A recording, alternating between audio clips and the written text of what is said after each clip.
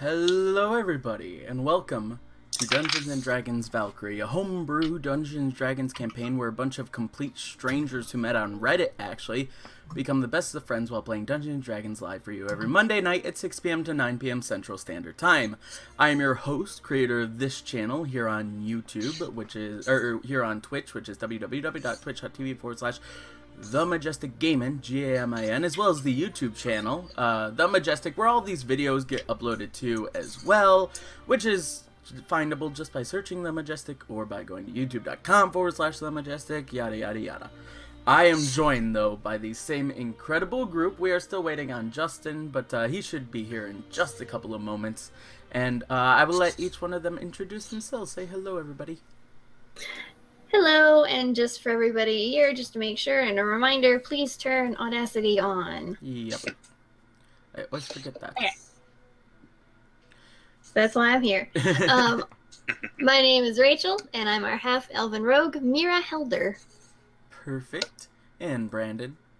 Hello, I'm Brandon. I play Jax, our Black Dragonborn Paladin. Perfect.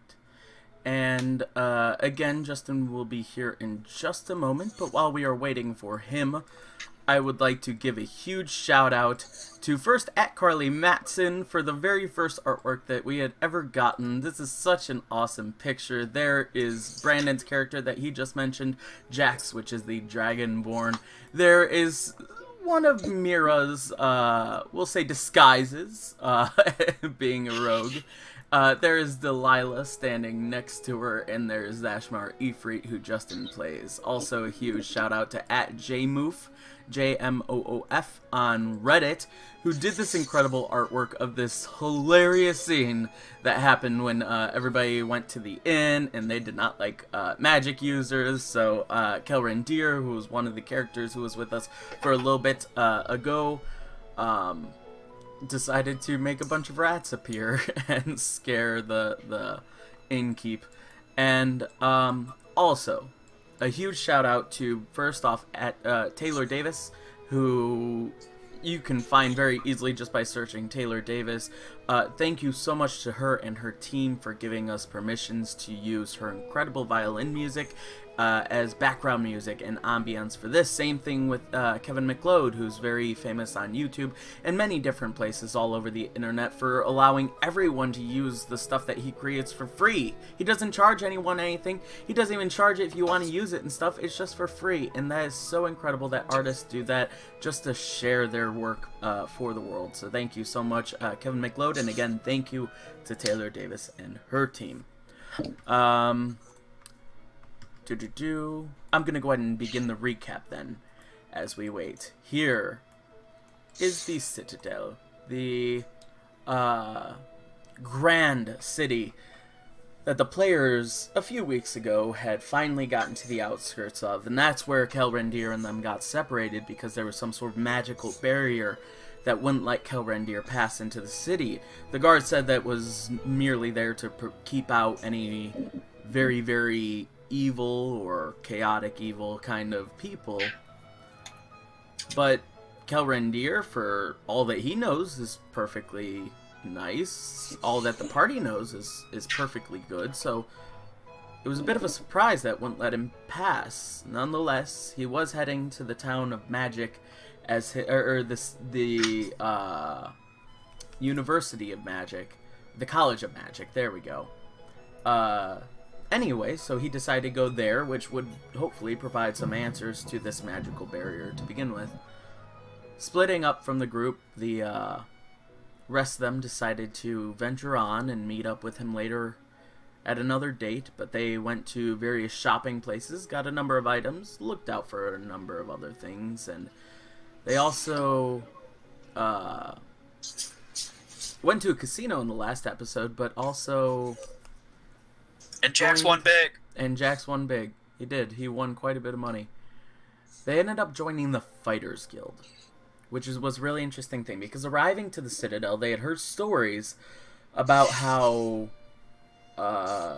just the day before they got into city, a lot of people died. There was some sort of huge poisonous thing that affected the city, so wanting to get to the bottom of it, and also wanting to get to the Citadel to begin with to sort of confront Lord Eowyn, who was the, we'll say, democratically chosen Jarl of the Citadel. Wanting to confront him about that, as well as Mira having her own agenda, trying to find a Mr. Flynn throughout the city. They joined the Fighters Guild because they were looking for some group of adventurers or really strong fighters who would be able to protect diplomats that they found out were from the town of Thornapple, which is Mira's counterparts, or alias is a better word, hometown. But they have successfully passed the test set up by the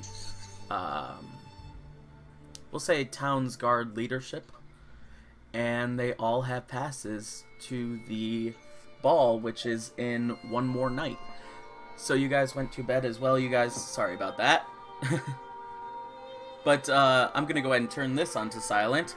And also we are going to say hello to Justin. Hello, Justin. Hi. Tell us who you will be playing tonight. I am playing the Fire Genasi Warlock, Zashmar Efreet. Perfect. And is there anything else that you wish to plug? You can check out Zero Score on YouTube if you want. Yep.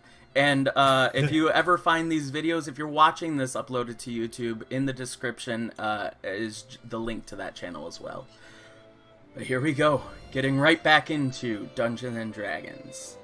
You guys, once again, after hitting the casino and Jax winning it big, went back to your guys' inn that you were staying at for the most part, and went to bed. Was there anything that you guys wanted to do before bed? The puppies, I believe you guys ended up just taking them back to the inn for real quick before going to the casino, and then that you came back and they were pretty riled up a little bit, and Zash might have had to, you know, play fetch with them a little bit to calm them down, but after a little bit of time you guys were able to wear them out successfully, as well as yourselves. And yeah, did you guys want to do anything before bedtime or into the next day? Do y'all have anything you want to do? No. I know the next day I think we're going to go by communicate with or something, so. Mm-hmm. Yeah. I do want, if I have the option to do it that night, could I try and craft a truth serum? Yeah, we'll say that you guys have a little bit more time and end up all of you sleeping in just a little bit more, so maybe till like 11 o'clock anyway, because it was quite an eventful night. You guys still have a lot of energy coming back from the casino, and the puppies, again, had a bit of energy, so by the time Zash does that, we'll say that you go ahead and, in the meantime, try and craft up something. Go ahead and make just a... Could I assist with that, knowing the Zone of Truth spell now? The zone. I don't know. I know I'm proficient with the poisoner's kit. Yeah, she's mixing potions, and it's more so crafting than anything else. She's not like I didn't know how potions affecting anyone with that. Fair enough. Very fair. Sorry. But yeah, we'll just say, go ahead and give us an Arcana check, I guess. With proficiency? Yes. Ooh, that's an 11. Okay, and you were trying to make once again? Truth serum. Which is Okay. poison. Yeah. From what you know about Truth Serum and what you read in your little book, you should come out with a very almost clear kind of liquid, but it has this radiant white aura that comes around it. Sort of like a lot of the potions that you see, which have more magical, powerful effects. and the poisons often being more purple, and the health often being more green, things like that. It says that truth serum should be a bit more clear, but what you came out with was something like an teal or a very aqua blue kind of thing. That is glowing white still, but it's see-through. Yeah, you feel okay about it. You might need to sort of see or test it out on someone or something, but you have a potion. If I were to mix it with something, would it not be, like, totally obvious? With most poisons, it's entirely dependent upon your sleight of hand, and most of the time, whenever you mix anything with another liquid, that glowing tends to be almost completely unnoticeable. It's just how potions often are in the world. But obviously, assassins and other people who have made their work with poisons have learned that you can really easily hide it in food and drink. Okay, that's all I need to know. Anything else? Not that night. Alright. You guys all go to sleep. And Zash sort of expects to have another crazy dream, but Zash, tonight you don't see, or I should say hear, the voice in your head.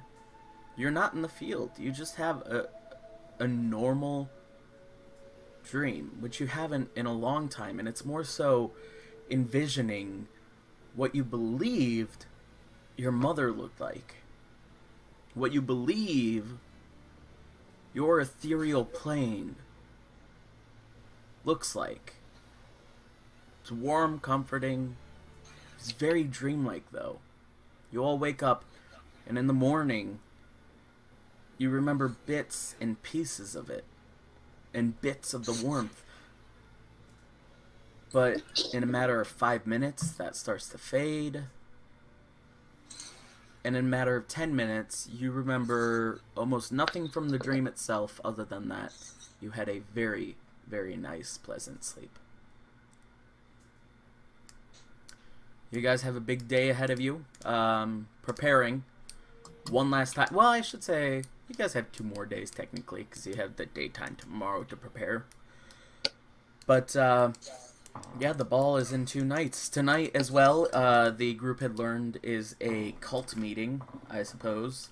And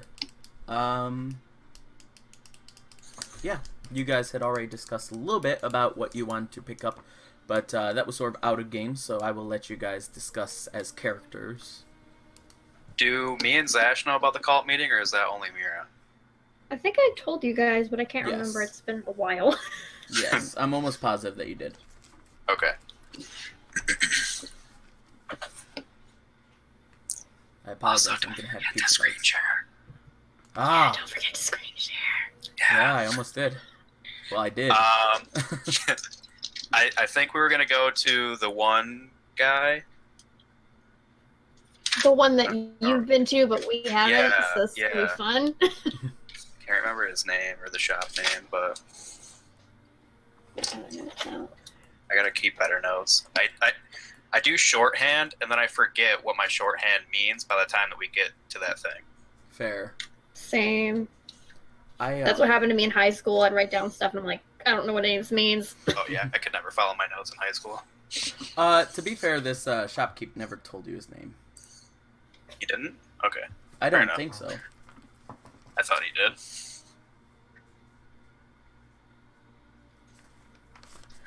Either way, Jax doesn't remember.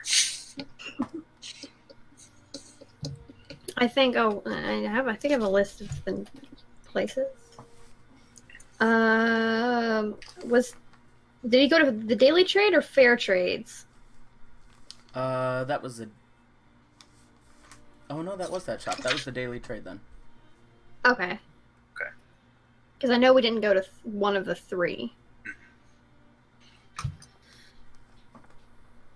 Okay. Got a little bit more money now. Yeah. Maybe I can make a deal on something. Yeah, you do have a little bit more money. Quite a little bit. I'm proud of myself. Alright, so you guys just make your way over there? Yeah. Alright, everyone, I want... Actually, no, I'm just gonna say, Mira, go ahead and make a perception check. Oh, my favorite thing to make. Yeah, I I'm know. so good at these. Let's see.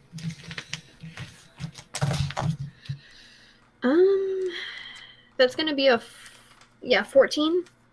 Okay. You guys head on over to the inn then. Does everybody go with him? Justin, does Zash leave the puppies in the hotel room? Yeah, go ahead and roleplay what you guys are doing, what you guys are saying to each other along the walk, and The puppies always come along. they always come along? Gotcha. I like to play on the edge. Fair enough. Yeah. But you guys all decide to go with Jax? Yeah. I don't have anything else to do. Okay. You guys come up to the inn then. Rather quiet walk.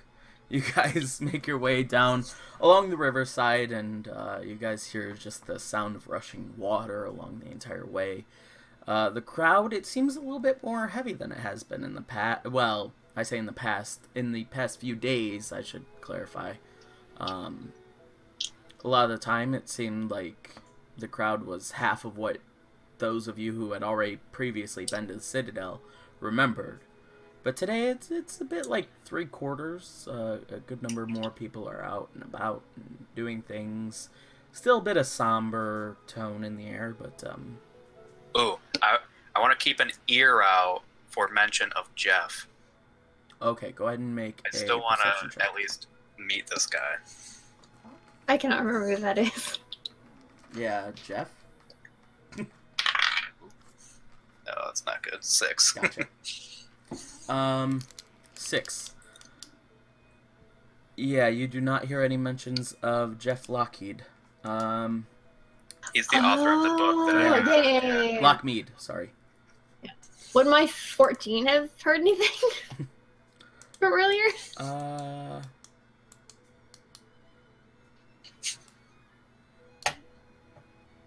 Yeah. Yeah, I'll say that, yeah, technically your 14 would have just seen, like, a little poster that is, sticking out of one of the smaller little, we'll say, storefront, but it's more so like a bookshop or possibly antique shop. And there's just this little sign sticking out that actually said that Jeff Lockmead will be there at 1 p.m. in the afternoon. Today? Today. Well, you can assume. Because it just says at 1 p.m. Mm. So either that or it's an old sign or a very early sign. Hey, Jax. Yeah. You know that Lockmead guy? I think it's his name. That you got that book about? Or Yep. from or something? The sign says that he might be here at 1. Oh You my want to God. check that out? Yes, I do. Very much. I got you, fam. So excited. I should bring my copy and have him sign it. Well, we should probably check with the owner and see if it's actually today. It didn't have a specific date. That's a good But- idea. Yeah. Do you guys go into that store then? Should we do it after we get communication devices? I'm thinking after, yeah. Yeah. Alright. And that was one of the little shops there again along the riverside. This is the entire shopping district for those of you who don't know who are watching. Where up along these streets, it's just all various stores from miscellaneous wares to fine apparel and weaponry, and the enchantress is over here, but the potion shop is there.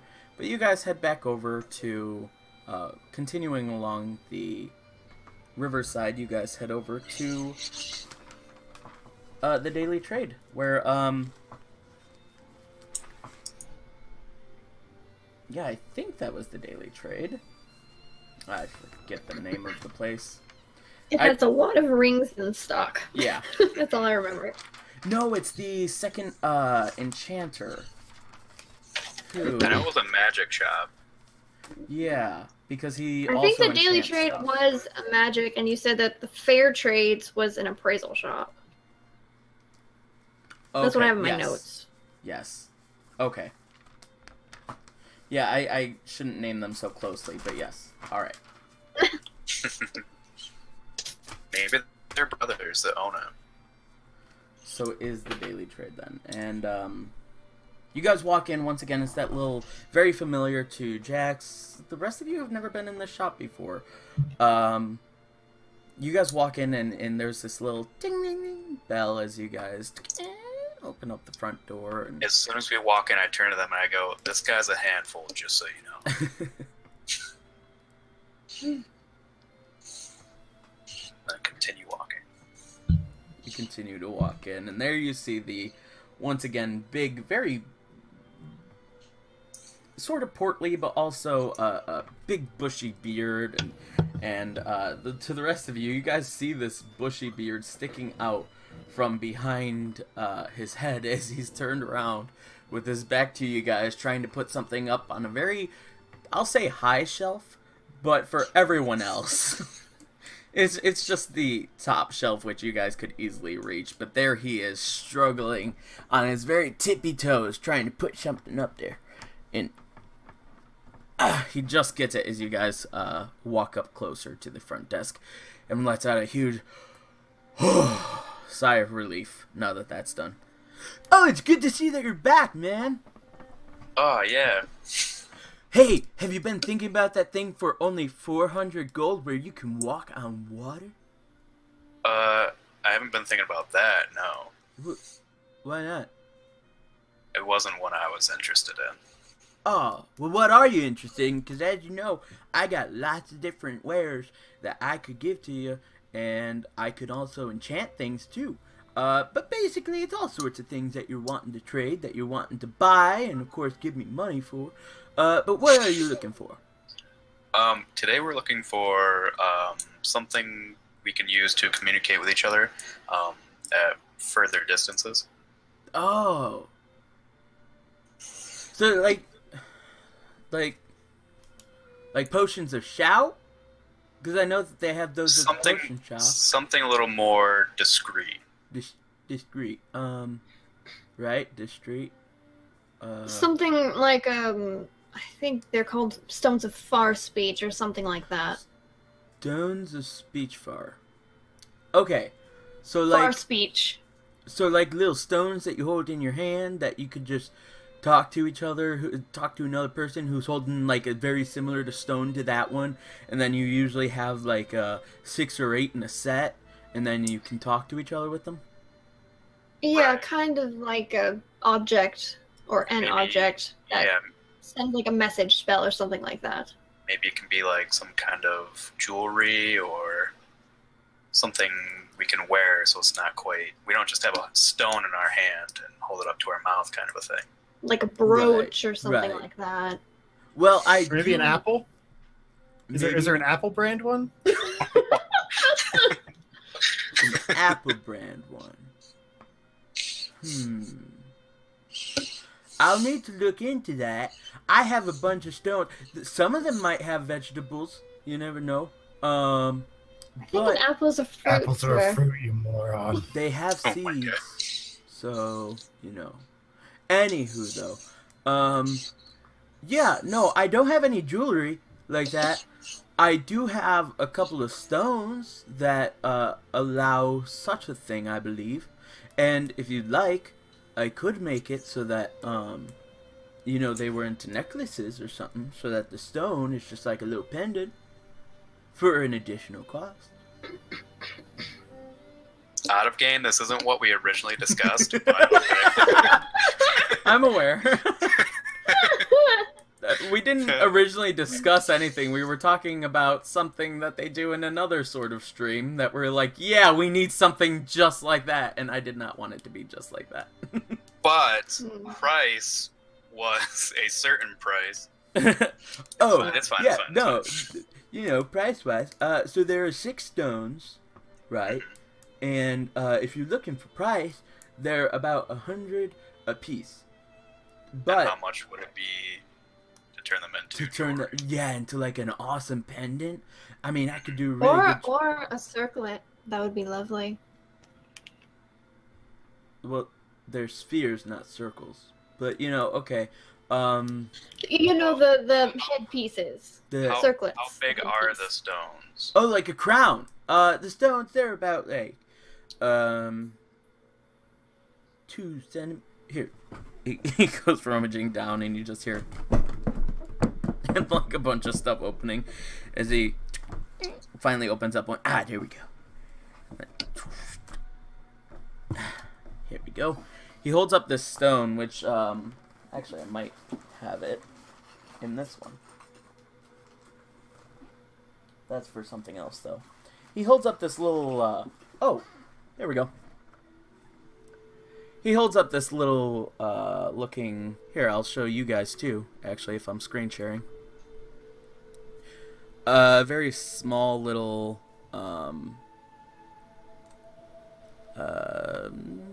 let's say maroonish thing. Each one has a different, letter-looking kind of thing on it.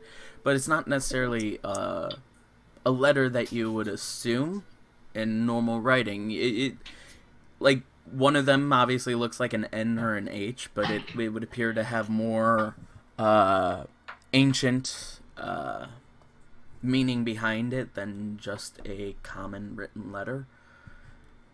But there's one that looks to have sort of an A, another one that looks like a P, but it's just 3 lines to make the P.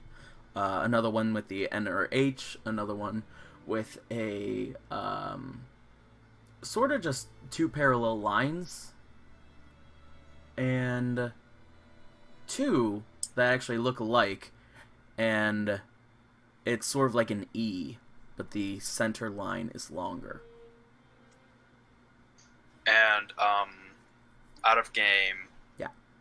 How would we use these? Would it need to be close to our mouth, or could we have it like down or like hanging and be able to still use it just as fine? I'm just gonna answer that in game because I feel like Jax would just ask that anyway. Okay.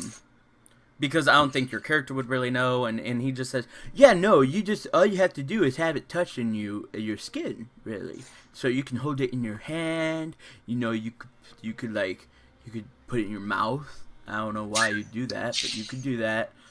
It just has to be touching you. So long as it's in a pouch or something and then put it in your pocket, it won't work.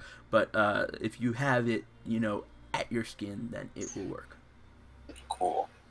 And how much would it be to turn them into jewelry? Well, that's the thing, you know. They say that like gold is like really electric, right? And it actually holds like the touch of these little things up to your body. So the circlet itself, so long as that is touching your body, the little pebble doesn't have to. So, the only way to really make these into some sort of thing is with a gold chain. Yeah, totally. And that'll be like about 10 additional gold pieces a piece. Okay. And how many were in this set? There are 6 in the set. Okay. So it would be 660 gold pieces for the set. So 220 a piece. If we each bought 2. If I buy this at full price, Yeah. could I maybe get one of the other rings we talked about before discounted to say around 300 gold? See, I like where you're thinking. I like that kind of thought too. You know, if I were on the other side of that trade, I would definitely say yes in a heartbeat. To 300. You're asking me to go from 500 to 300? Yeah, but we're also buying all of these stones off of you. You don't have to. I never said you had to do that. All right. He's sitting there thinking, and he doesn't really tell much when he's thinking. I want you to go ahead and make a persuasion check.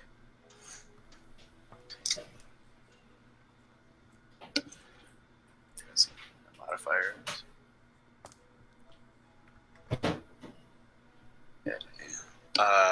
19 total. 19 total.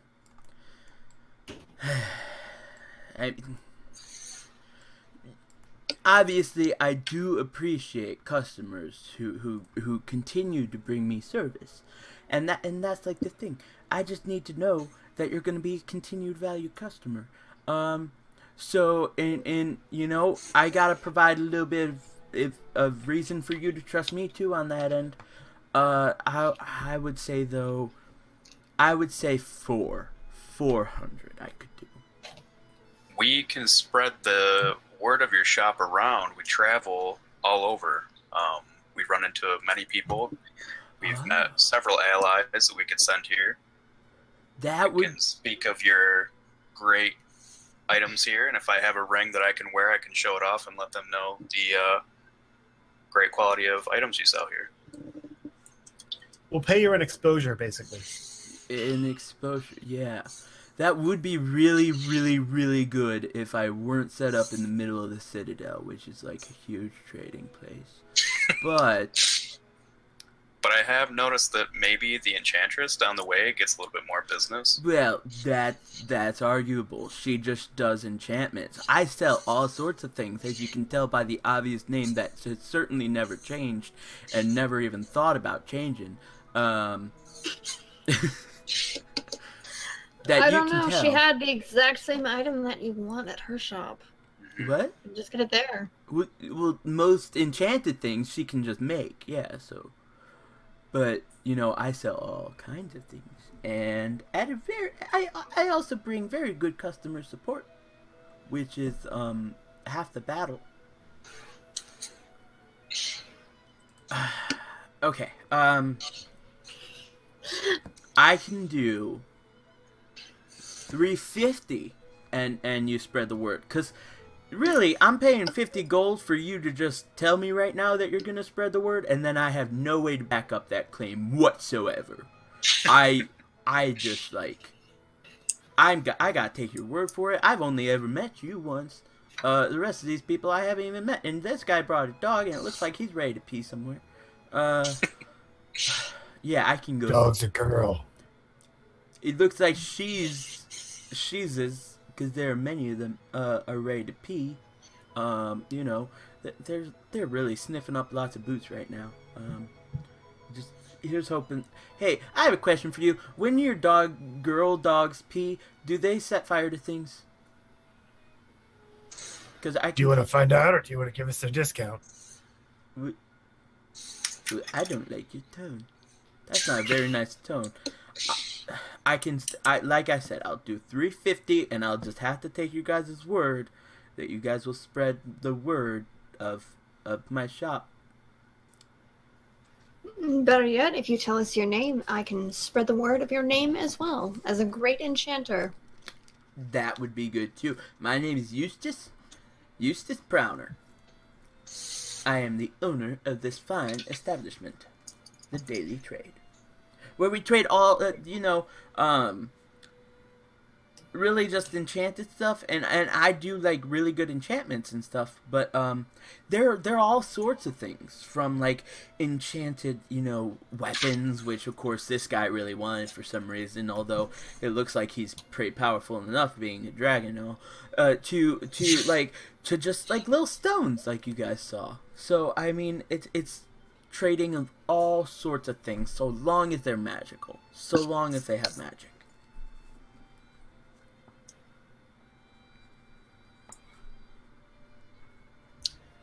And how do the stones work if anybody has one of these stones, they can hear what we're saying?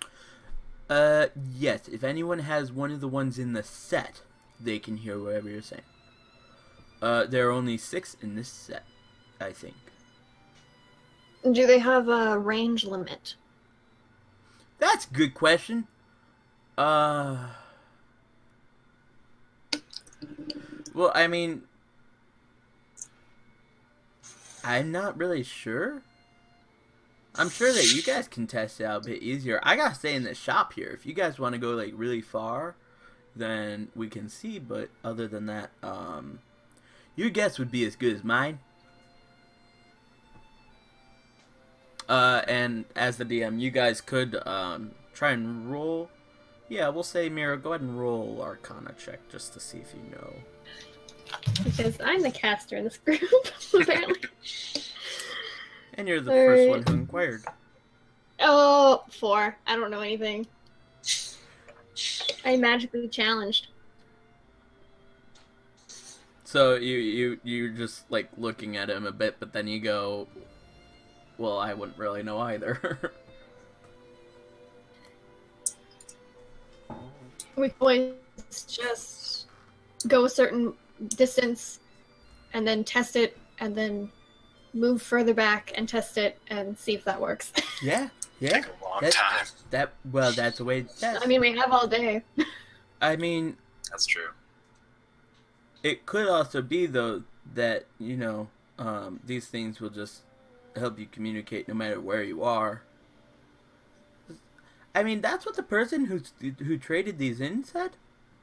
I mean, Who traded them in? oh, it was this really weird fella. He was actually wearing like this really dark cloak, and he had a hood on his head most of the time, but there was one part where he turned his head and I could see this little ear, very pointy, sticking out. Uh-huh. And is there any chance that that person may have more of the set, not giving it all away? That's a good question.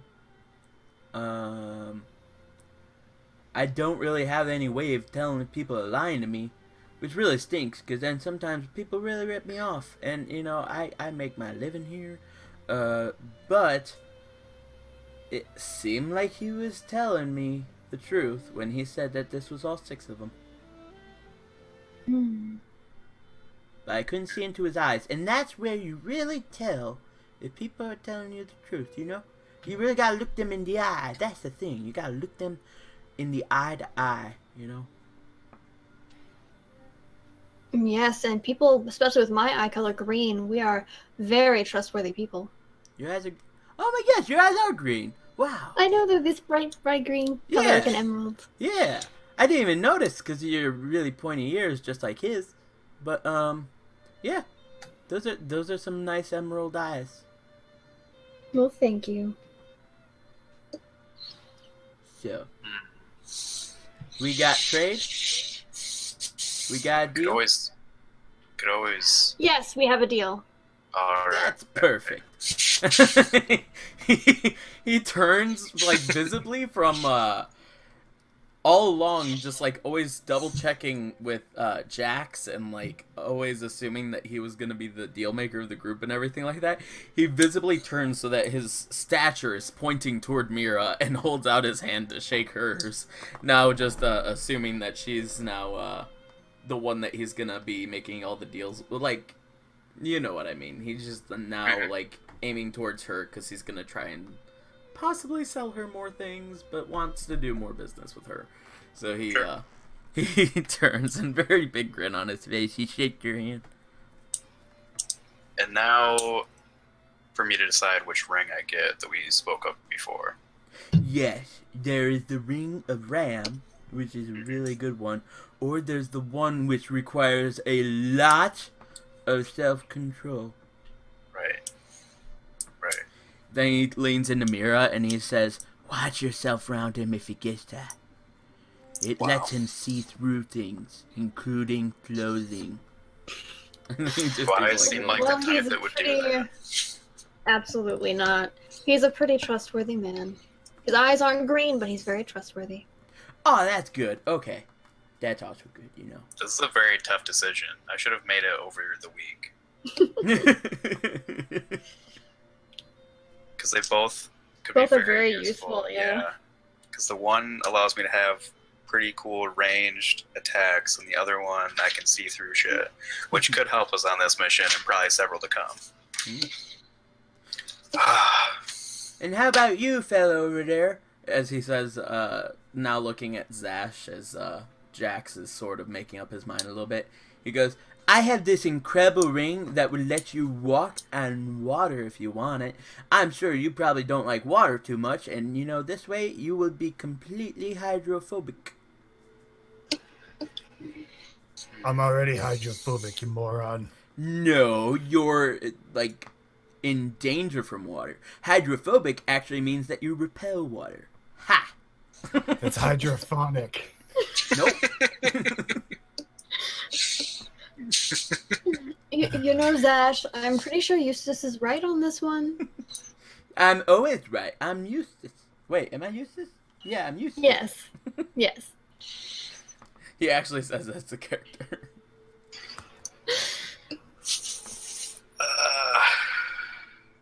The one downside to the X-ray vision thing is I don't have dark vision, so I don't even know if I could use it for a lot of things.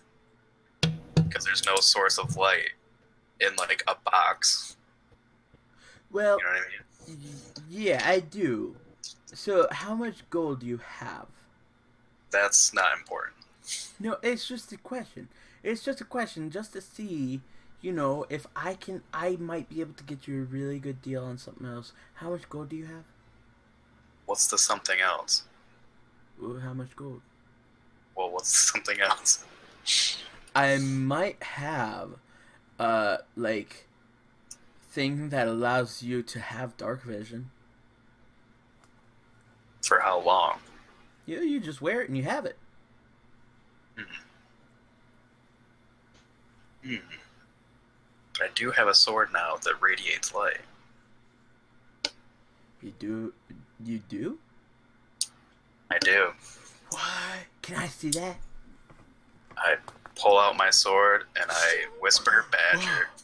Whoa! It's like acid just starts like, one drip of acid drips down and starts to dig into the floor. His eyes are lit up though. He doesn't even notice it. He just sees the glow shining throughout the building. He goes, whoa! Oh my god! You know, I would give you that ring for that sword. No. What? Okay. You sure? Very positive. Aw. Out of game, I'm having a very hard time. Well, you could always flip a coin for it. That's true. But I don't have a coin. I'm genuinely upset that hydrophobic has multiple meanings.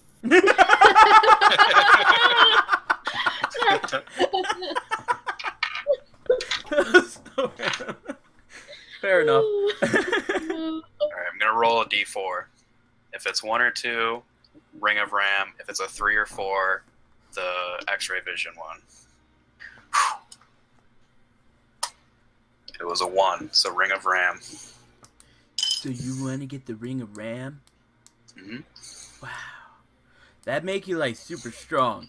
But at least we don't need to worry about your trustworthiness. Even though she said even though he doesn't have green eyes. He's saying all this as he turns around, going up to one of the top shelves again.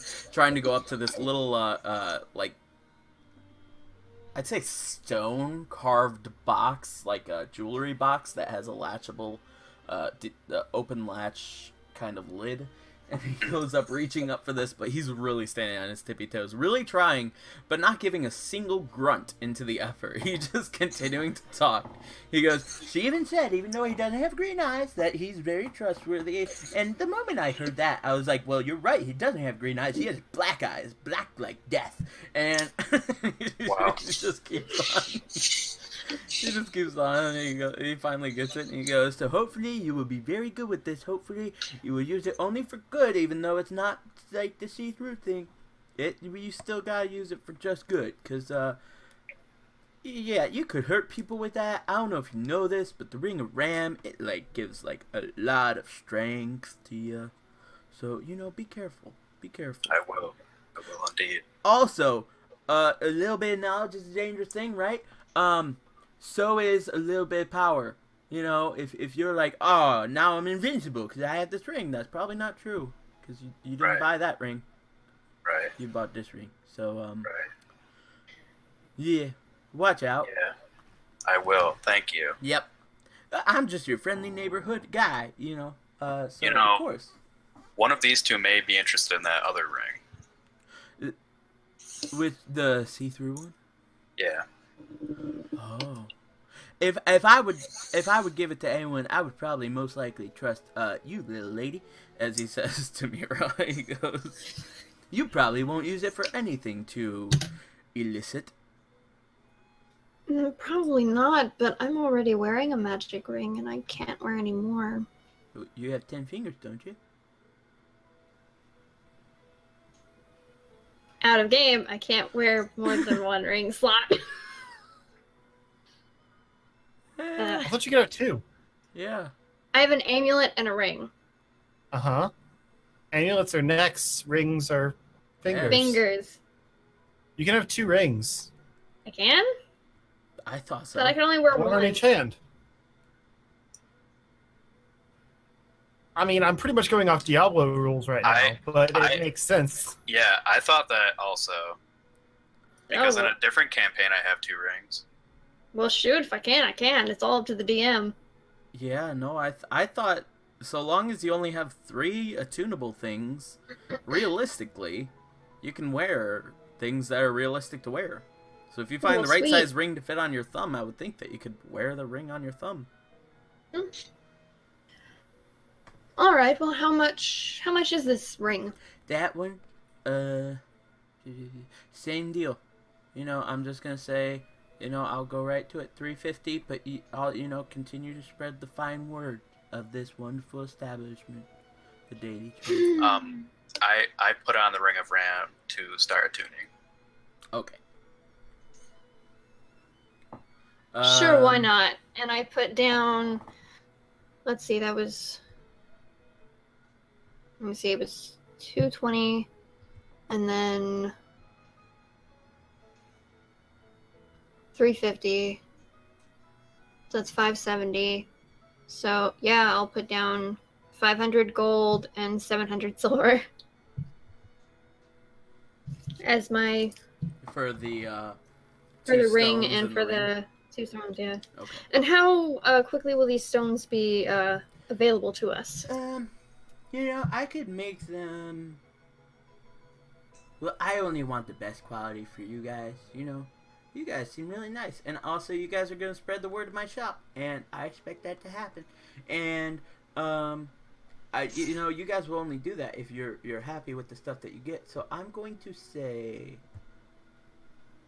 at least 4 hours. Oh, that's very reasonable. Okay. I have some chains and stuff. I just gotta, get the gold hot enough to mold around the outside of the stones, and then fashion it and cool them down. The cooling down, it happens pretty quick. You just put in a bit of ice cold water, and it just really quickly. It's good. Oh, and I want mine to be like a bracelet, just so we're clear. You want a bracelet? Okay, gold bracelet. Okay, I can do that.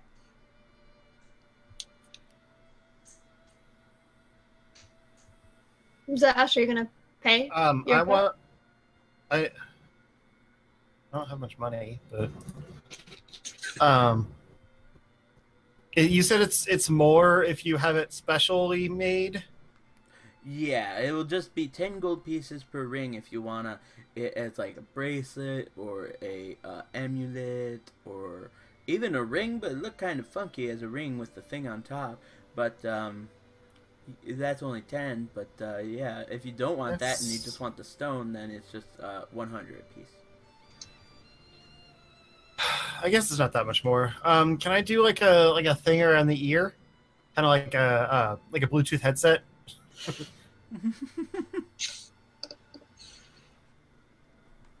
I had ears, that'd be a good idea. Right?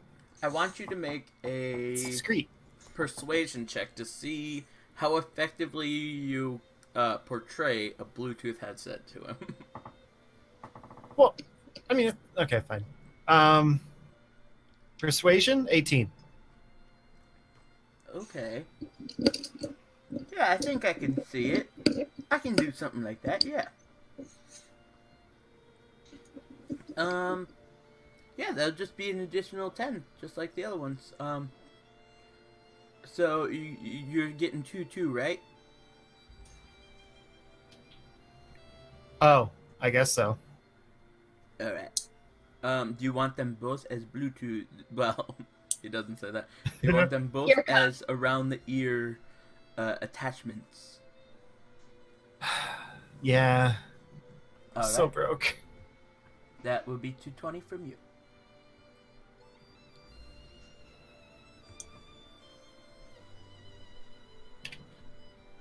All right. So everybody pays. Yeah, I went from Yeah, triple digits in gold to single digit. Oh, I have more money than Mira. Well, I still have some silver and some copper, but Oh, that's just your gold. yeah, it's just my gold. I'm physically in pain right now. I hate spending money in real life. I am. Same. Oh God. Did you add it? No, I'll add it to yours, Mira, and then I'll add. Are the stone things a item we can add on D&D Beyond or no? The stones are not. Luckily, they don't. Because I found the require ring, two. but Yeah. Did you already add that to yours? yeah, I Okay. did. Then I will I'll just just add Mira's. No worries, I got it. Added. Cool. And I'll attune to that as well. And I've all three of them filled. I just need to. I don't pay attention to D&D Beyond, but I'll look up the stats.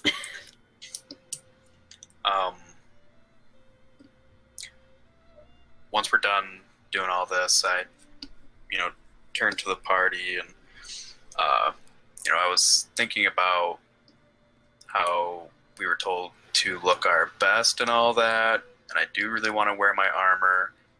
I don't know a spell that I can look different like some of us. I don't have a kit that can make me look different like some of us. So maybe the potion shop could have something that could maybe change my outer appearance for a short duration that I could take so I can keep my armor. We could just You say add a this little in bit the of shop? polish to your armor.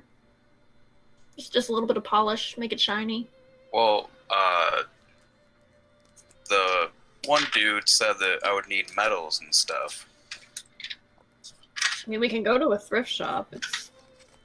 We could even make them if we have to. I guess so. I just don't want to get called out on it and have an issue occur. I think if you keep the guy alive, you won't have any issues. Exactly. I'm probably going to wear my normal attire. I don't want to I go don't in want my Social stuff. issues and get kicked out or something. Fair. We can always go into a secondhand shop and see if there's anything remotely fancy. Guess so. Do you guys make your way over to one of the secondhand shops then? Sure.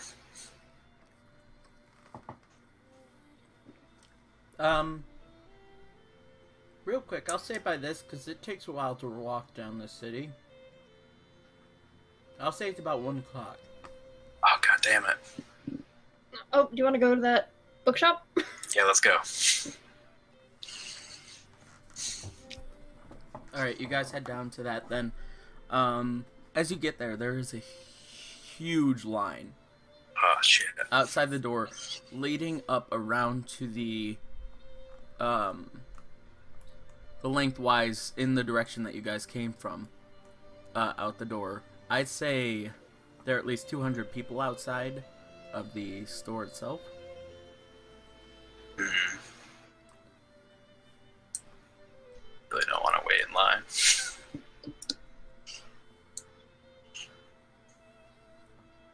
Fair enough. And the sign that you guys saw, again, it just said at 1. Mm-hmm. It didn't say until any time. Right. It doesn't look like that bad of a line. Do you just want to wait a second? I think it'll be longer than a second. Looks like approximately 200 people in this line. I mean, we can wait. See what happens. Do you guys want to wait? Sure. Zash, do you want to wait, or do you want to look Time around to and we kill can test today out? anyway. Yeah, we do have time to kill. It's whatever you guys want. Sash You secretly know, wants to time skip to the event. Fair enough. It's not that secret.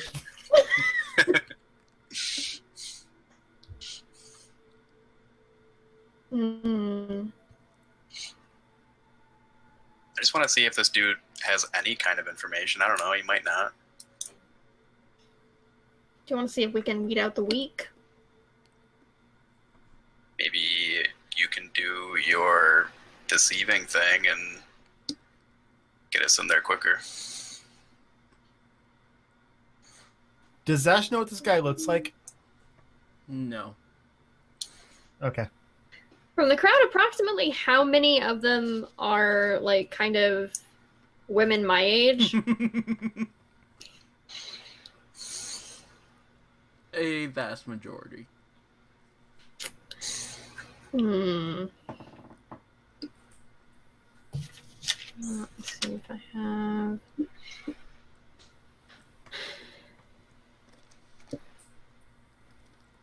I might as well try it. I kind of raise my voice and say, "Hey, everyone! Gerald Evergrande is in the park, and I think he wants to..." Shit. I think through. I think he wants to have a string contest with someone else, and he's not wearing a shirt. It's pretty cool. It's pretty cool. It's pretty cool. Go ahead and make a deception check. Oh, fuck. That was 1. Shit.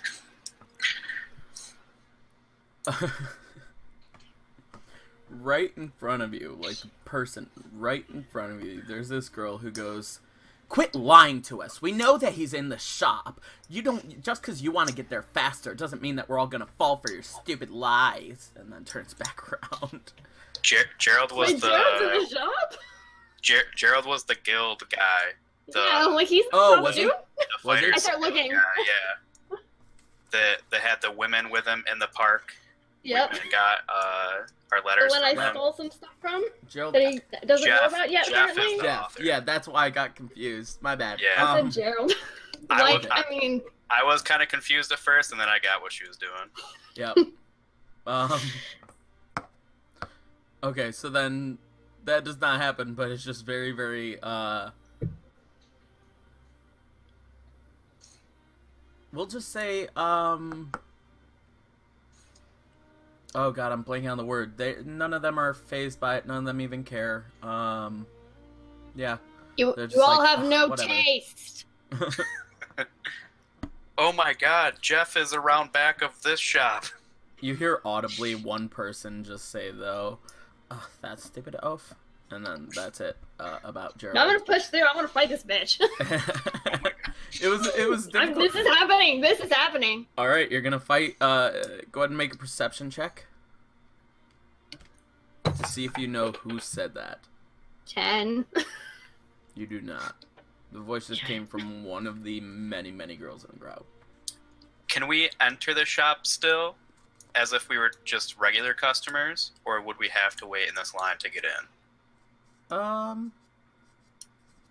Do you walk up to the front door to see? Yeah, I kind of like peek in and see what's going on. Yeah. Yeah, you can. You peek around the side and you can see that the line sticks to the left-hand side of the doorway, and it goes right up to a little table that would appear that Jeff,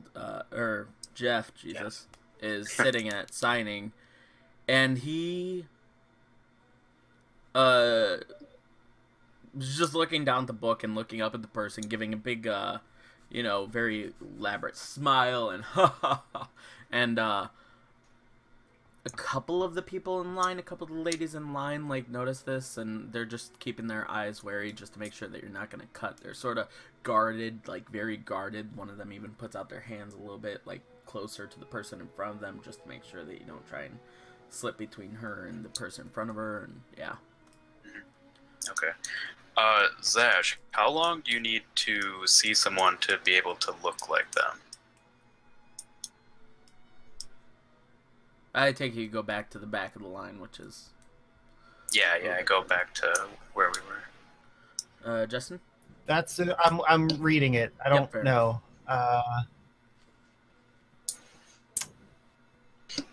Look, it doesn't say. I guess I just need to see them. The disguise self, right? Yeah. Yeah, I think you just need to be able to memorize a good bit of their features, which I'd make a perception check just to see. So if he just walked in real quick in the store, saw him, that would be enough? Potentially enough? As long as his body shape is fairly similar to mine. Okay. Yeah. I would still do a check. Just to make sure. Sure, yeah.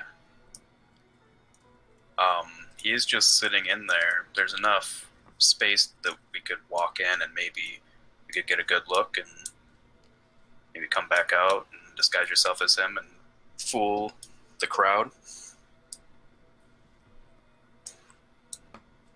All right, I'll do it for you. Thanks. Don't ask me for anything again. Whoa. Mira has like 3 favors. I have 2, but this isn't... I'm doing this for you, man. This has nothing to do with those. Go ahead and make go in. a perception check for us. Okay. Just to see. 10. Damn it. Okay. You think you got a good idea, a good picture of him in your mind.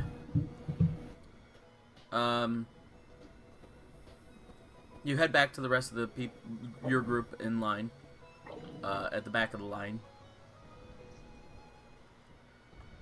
And there's I would go around the building so I can disguise self in peace. I was just gonna say there's a little alley right there at that part of the end of the line that you guys are at.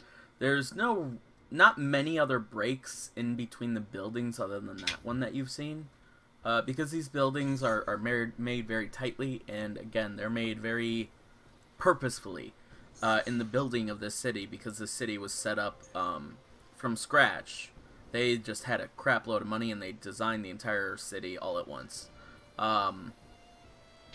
So everything is pretty well condensed, and there's just this sliver of an alley that is very near the back end of the line, just a little bit further. Like, you guys are halfway in front of the building, and then a little bit further on you go around that corner, I'm guessing, then, and cast Disguise Self. Yeah. Brandon... And then... What? As he walks out, Brandon, what you see is a very... It looks like a very good mask of him, with just a few things slightly different. Okay. But it is passable, certainly from a distance, or from people with not the best eyesight, but it would fool most people. Cool. When he comes out, I just kind of say, maybe stay back a bit, just to be safe. And then what were you going to say, Justin? I mean, I wasn't going to just walk out, so I guess it doesn't matter. Oh, fair enough. You don't have to. Sorry. It could also be that Brandon followed you. I want you guys to tell me what you're doing. Like, I was going to, and you started talking. Fair enough. But, like, paint me a picture, too, as to what your characters are doing and, like, what's... Okay, I go around the corner. I disguise myself to look like him. Yeah. And then I kind of just peek around the corner, like, obviously enough to try and get the attention of the people in line. Like, I'm, like, peeking to see if I'm noticed, and then, like, run away. like I'm trying to leave the event, kind of like sneak away without security or whatever. Do you say anything as you peek? Would I notice him peek around? What's your passive perception? I think it's 12, but 1 second. 11. 11? You would not. Yep. Okay. Yeah, the thought was that one of them would notice me and say like, "Hey, there's Jeff. He's trying to get away." That was my idea. That was a my crowd idea. of women running after you, yeah. Yeah, exactly. Let's, do you say anything, though? No, the idea is Yeah. to like obviously try and sneak away, like so that someone has to notice me, but I'm like pretending to sneak. You see what I mean? I do. But as you peek your head out once, nothing happens. You peek your head out again, trying to a little bit longer this time, nothing happens. It What- doesn't really... All the women in the line are very focused with the storage front. And that Would is I- it. Would me or Mira feel like he's taking a little bit too long in the alleyway, though? Because we haven't noticed him come out. You guys know where he is. You guys, at this point, certainly have noticed him, and that's about it, though. Okay. So Nobody we else see has. him. So we see him fully disguised now, and Yeah. okay. Then I tap Mira and kind of like point to him disguised as Jeff, so that she kind of sees like what we're trying to do here. And I start just yelling like, "Oh my God, it's Jeff! He's trying to sneak away!" And I kind of like act like I'm startled Yeah. to be very obvious, like, "Oh, they saw me! Oh no!" Why am I picturing like someone like wearing a Nixon mask and just like all startled in the side of a corner? They jump up visibly and just whoop, whoop, whoop, whoop, whoop, and then run. Kind of, yeah. And then like basically kind of duck back around the side of the building, and like quickly go around it, changing back into Zash and coming back around the other side of the building. So those Quick, people quick. go to the side of the building, and we're the only ones in front of it. He's Yeah. running down the alleyway. I would say for this, Zash or Jax, go ahead and make a deception check with advantage for sure. For the assist and for the mask and everything, yeah. Well, not mask, for the spell. Okay. Oh my God! Yes, first one, nat 20. Boom, Nat 20. boom. You don't really need to roll again. All right, yeah, no. Oh yeah, I did. You hear, you just hear the uproar of women screaming as this cascade then sort of pushes past you guys. I want both of you to make dexterity checks, both Mira and shit. Jax. This Come on. crowd of women Oh, just shit. starts running. Oh God! after Just straight dexterity. Zash, and yeah, Zash, I want you to go ahead and make a dexterity check as well. As you're running now down the very narrow alley, it luckily narrows to the point where the women have to sort of go into single file line. But there's a very apparent scene where Benny Hill would just be incredible over. What's everyone's dex? Yeah, I rolled a 4. Well, I rolled a 5 4. minus 1, so 4. 12.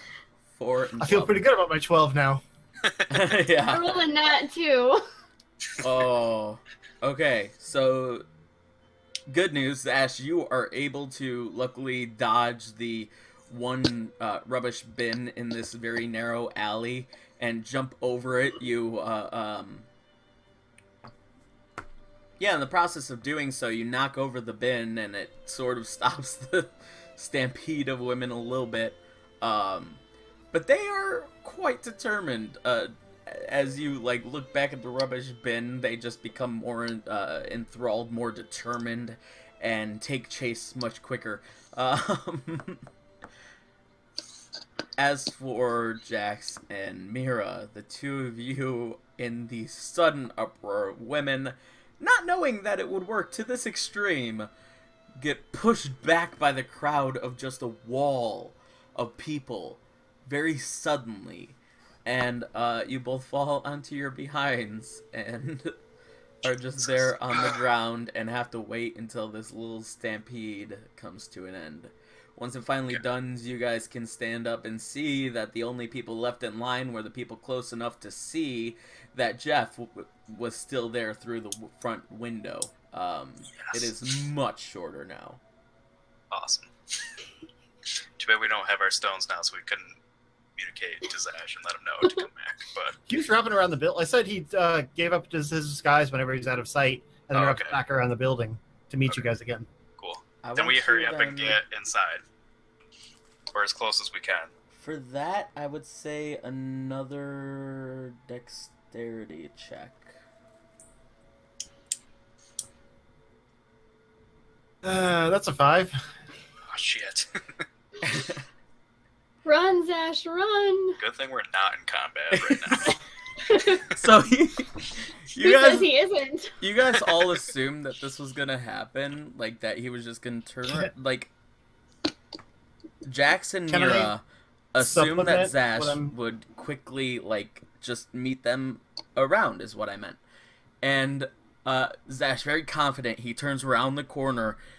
But there was a little bit of a shuffle as he gets around the corner, and the women had quite a chance to catch up. He's about to hold out his hand to cast the spell, and he sees all of a sudden these women come around the corner much quicker than he expected, and he is unable to cast the spell before he literally has to run or be stampeded. So he continues to run a little bit, and we will check in on that again in a minute. But what were you going to try and do, Justin? I was gonna say, can I supplement and cast poison spray? Oh Just, my like, god! between me and them. Oh my god! We're gonna kill these poor girls! You can never supplement anything in D&D. I'll say that you get another 30 feet because that would be a movement. So you continue running for 30 feet. And then it is like sort of the beginning of the next one. They catch up for 30 feet. For the record, I'm not casting it at them. It's got a 10-foot range. So yeah. Where do you want to cast it then? just between me and them, just to kind of create like a noxious cloud. And how wide is it? I don't know. It's a 10-foot range. Like, that's all it says.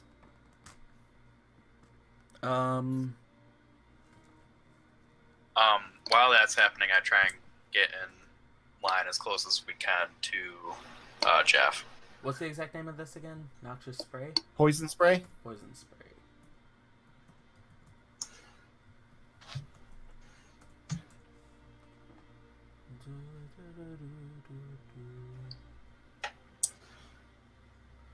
The area is also 10 feet. So it creates a 10-foot cube of the noxious gas, which slows them down a little bit. Upon seeing the gas, actually, let's see their dex on that one. Cool. Yeah, a good number of the women at the beginning fall in to the poison gas.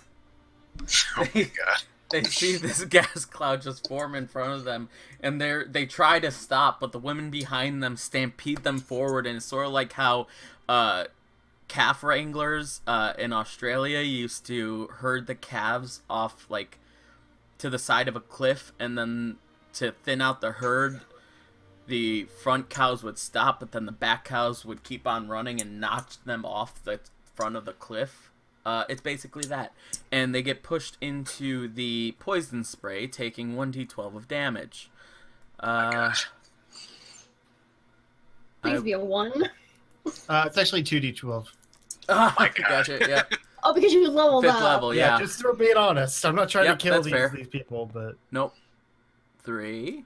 That's pretty good. NPCs only have, like, 9 health. But they're also supposed to do a con saving Oh throw my to see if God. they even take it. That's true. You just committed murder. Nope. I'm gonna be pissed. That was, like, that was a 2. We don't know. On Hey, their it's for the greater con. good. So, Potentially. This guy might not know anything. Just saying. okay. And a good number of the other girls see this, and they get freaked out. They start screaming quite loudly, now seeing these girls in the noxious gas just turn to sort of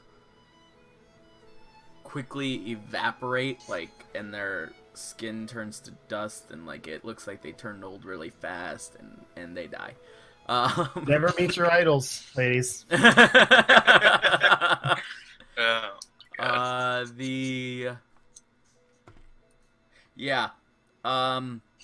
It's at this point, Zash, that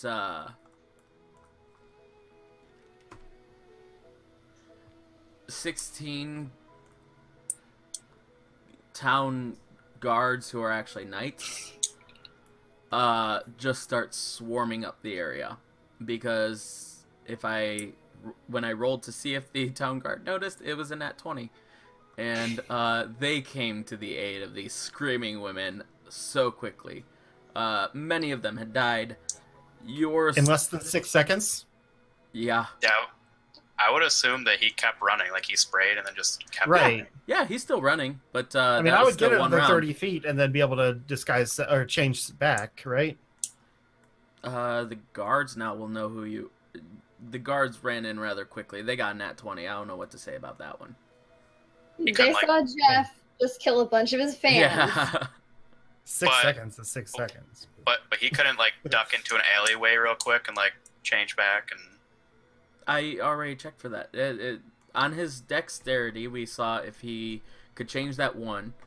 He did not. No, He said that for the next one he was going to cast that spell. I said, okay, well then I would assume that you're going to run another 30 feet because you still have your movement for that round. He did that. At the beginning of his next turn, he cast that spell. He killed a bunch of people. He continued to move 30 feet. And then disguised himself. When it was their turn, though, they screamed out. The guards noticed with the nat 20, and they joined right into the battle because it was a nat 20. But if he ran the 30 feet before they came out, would they know that it was him? It wasn't before they came out. I said he turned around the corner, and he was about to cast to undo the spell, and they turned around the corner right then, and he literally had to run at that exact moment or be trampled. No, I'm talking about after spraying. After spraying, okay, that Right. was an action then, to cast, so he and then- used up and an then action. Right, and then he ran the 30 feet, Yeah. and then you said that the guards came. So what I was saying, if the guards went to the girls to assist them, that's 30 feet away from Zash. So wouldn't Zash then be able to cast a spell? And then I also said that there are like hardly any alleys. The buildings are just like a line of buildings. It's okay. Very visible. You're still 30 feet out. There's nothing really to hide behind except for a few palm trees here and there. And the narrow alley that you guys went through was a very narrow one that these lines of buildings are very, very few and far between, spread apart by. Okay. But to be fair, they are at the girls 30 feet away, not at Zash, currently.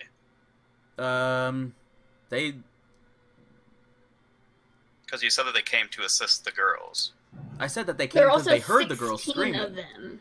That doesn't mean that the guards are going to go for the victim no matter what. The guards almost all the time will go after the attacker.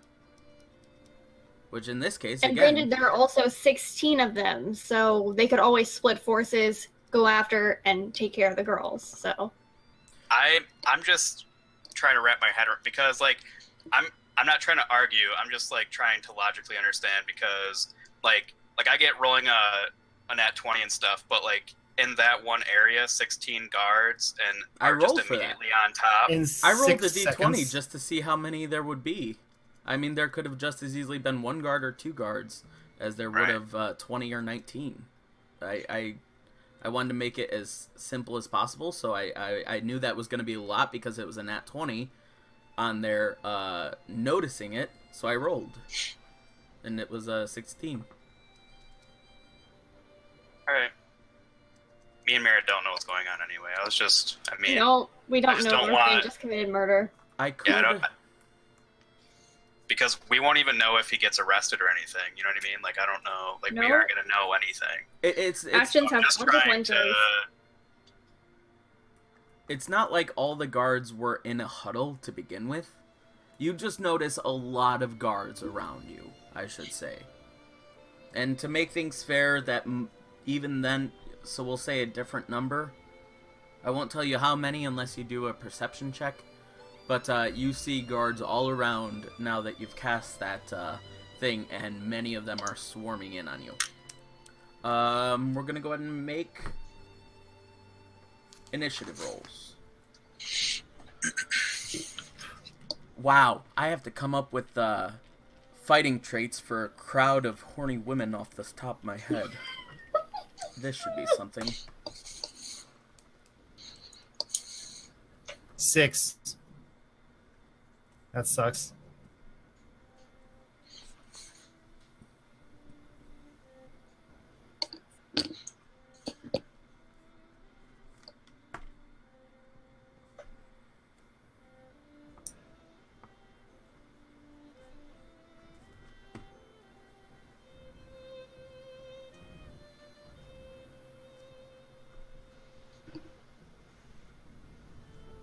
All right.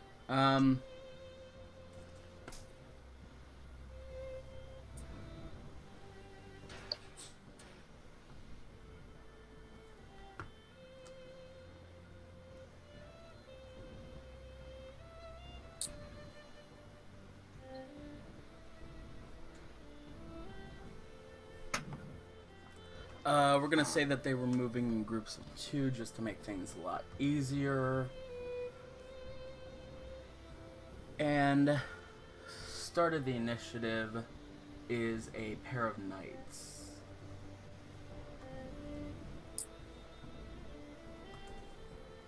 They are going to start off moving. They're about... These ones were closer to the horde of women.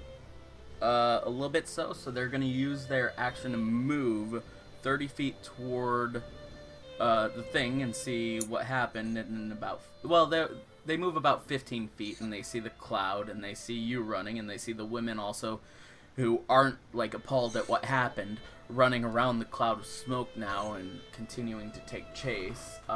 They are going to then continue their way down, use their next movement to move the additional 30 feet to catch up a good bit. And they're within 5 feet, but they do not have anything that they can do. The next group of knights were at the distance of the women. They saw everything that happened. They were standing on the opposite side of the street, and they just watched it happen. They're going to follow for 30 feet. And... yeah, I'm going to say... they both get their melee attacks. So the first one is 11. No. They have multi-attack, I should say. So the first one for the first knight is 11. Second one for the first knight is 9. So that does not hit either. Second knight, 19. Yup. Okay. And 23. So they're going to do... You're not even going to question this guy? Second knight is very OP. That's true, but I don't know. He just murdered them is what happened, though. I know. At least that's what the knight saw. You're right. I'm going to roll for this. You're right. Did they see him murder them, though? Like, that's all I'm saying, because they had a nat 20. They saw him cast the spell. He ran away. They saw him cast the spell. He put out a cloud of gas, and they ran through it. He put out cloud... They didn't run into it. The cows behind them pushed them into it. All I'm saying is... I know. He 18, it could have been self-defense. I mean, attack. I don't know. I'm sorry. That's 18 on that one. I was saying 15 or over, they get their attack. This just escalated so quickly, and I'm just trying to keep an ally alive. That's all I'm doing. I know. I appreciate the questioning, because it is weird for them to just attack, but to them it looked like he murdered a bunch of women. Well, now he's going to murder a bunch of guards. And so to be fair, this is also the world of magic where if someone is unconscious, they're not murdered, you know? So I feel like a lot of the time their training has been taught to get someone to the point of unconscious and then So those girls aren't dead. do It's it fine. then. Yeah, Until someone goes into that noxious gas, you could be right. They still get to stand trial. Yay! Alright, let's find D6s. Alright. we aren't going to find out what happened to him until after the ball. 4 plus 3 on the first one is 7. Is that damage? Oops. There's been so many numbers. 7 damage to you, yes. Okay.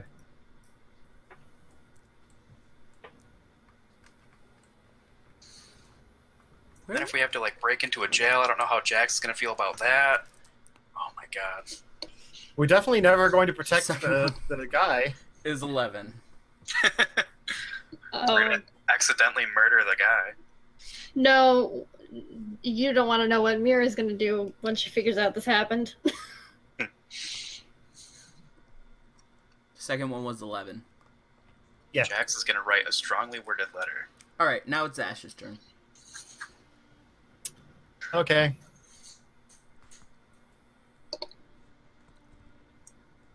Zash is going to cast Fireball in a 20-foot sphere in front of him just to light up the alley. I mean, it's going to hit people, but just to light up the alley and give him an escape route. Okay. Alright, nice. Because screw your knights. Yep. They're just doing their job on a nat 20. Yeah. Go ahead and... So they all do dexterity saving throws, because I That's what it assume is. a lot of them are in a 20-foot radius. You don't have to, right? No, it's in front of me. Plus, main fire. There'd be 20-foot radius right in front of you, or in front of you? Like, how do you mean? Like, I mean, I'd say, would the knights on your side that just attacked and the knights behind you have to make this?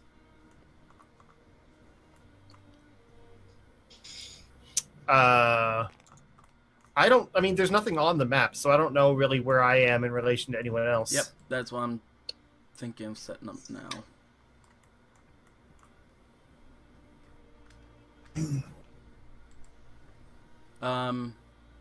But it's in front of you, and that you're gonna avoid? I mean, it's wherever the people were coming from in the alley. Oh, behind you. Because you're running away from them. Yeah. Okay. So I want to put it, like, basically it's going to be a fire barrier so that I can continue running away. Okay. So, But I'm sure it's still going behind to you then? We will say that that's right there. Yeah, I mean, it's a 20-foot sphere, but yeah, like, as close to me without actually, like, hitting me. Yeah, and you have proficiency with the spells and stuff. You know where you're supposed to cast it so that it doesn't affect you, but it's just like the radius is 10 feet right behind you. You know how to do that pretty well. So, 20 feet. The radius is 20 feet, or the sphere is 20 feet?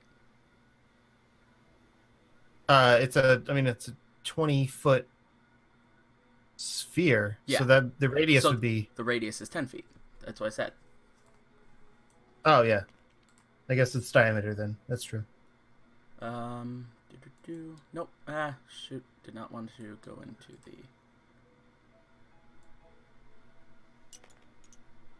Alright.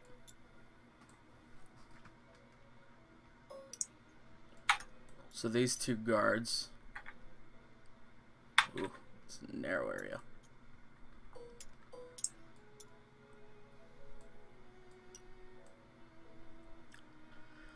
And so then 3 of these guys are going to be affected. The one who hits you effectively is not. So it's a dexterity saving throw? Yep. Alright. I have to pull up a calculator for this.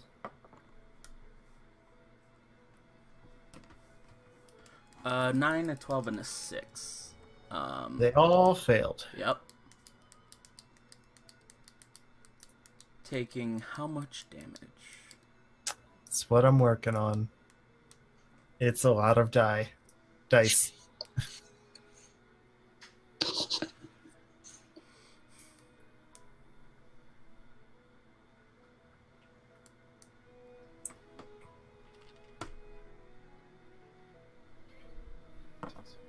$37 damage. Wow. And it basically erupts fire. It says the fire spreads around corners and ignites flammable objects in the area that aren't being worn or carried. Okay. So that could work as like a fire barrier, depending on what's in the area. Yep. Yeah. Cool. And then Zash runs 30 more feet away. And then you run 30 feet away. These two, we'll say...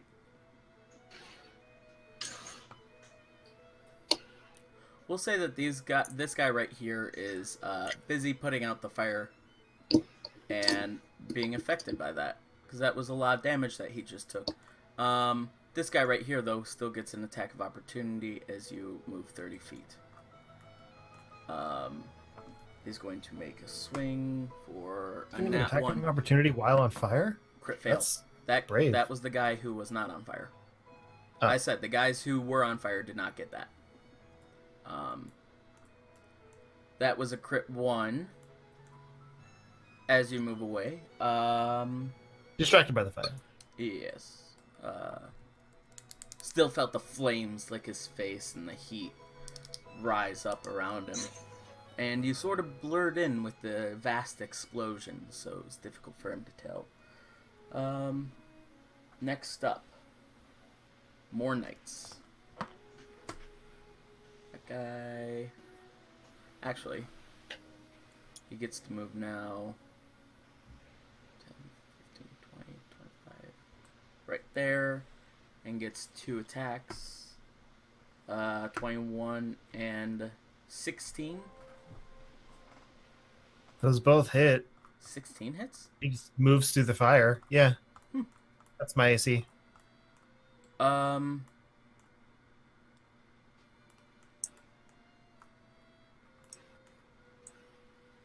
How do you mean he moves through the fire?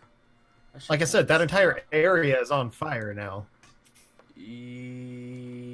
Yes. He was immediately behind you. So I'm curious as to... Those 3 all took fire damage. He did, yeah. He was here. You were here. Uh-huh. He took a bit of fire damage, but he only moved through 5 feet of the fire to get out of it. Which I feel like he would have anyway. But does he take additional damage for moving through the fire? I don't know. That's your call. What's the exact spell? I'm just surprised people that are on fire would just keep moving. What's the exact spell? I mean, it just says each creature in a 20-foot radius. No, what's the name of the spell? Oh, Fireball. Okay.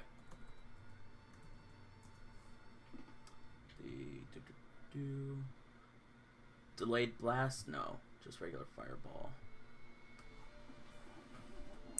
What he's talking about is in the spell it says that it lights things on fire in the area. So anything flammable right there would be on fire. Yeah.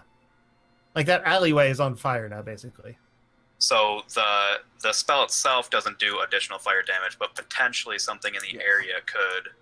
Yeah, okay, that's what I thought. Because again, and I've said this as much, you guys don't see any barrels. You guys don't see... There are a couple of trees. Like, one tree sort of catches fire.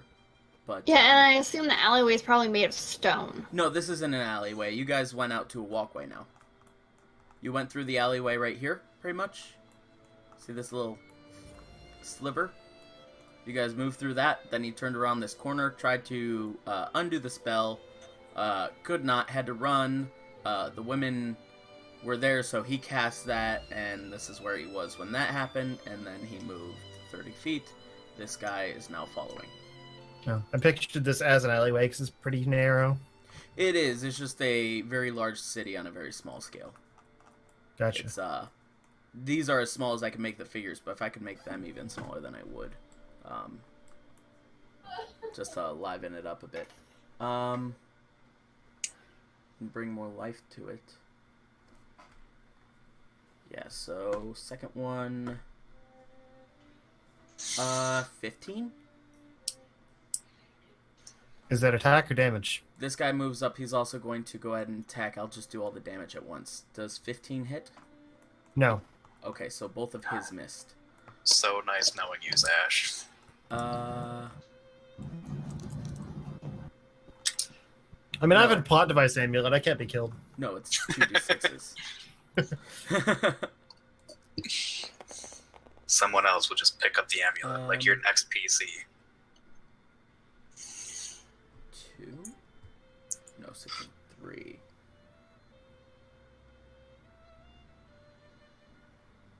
Yeah, that's 9. And he got 2 of those. 2 of his landed. And so then that's a grand total 22 for all the rest of the guards.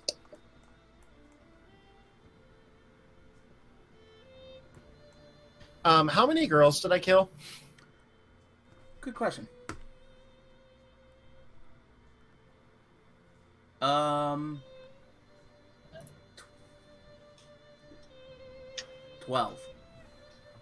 I killed 12 girls? Yep. Oh my god. Alright.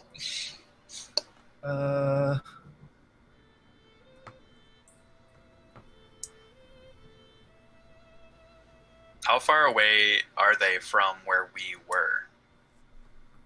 Is he like rounding back around? Yeah, pretty soon. Yeah. Great. So we're gonna hear this and have to go out and help. We're all gonna be in jail.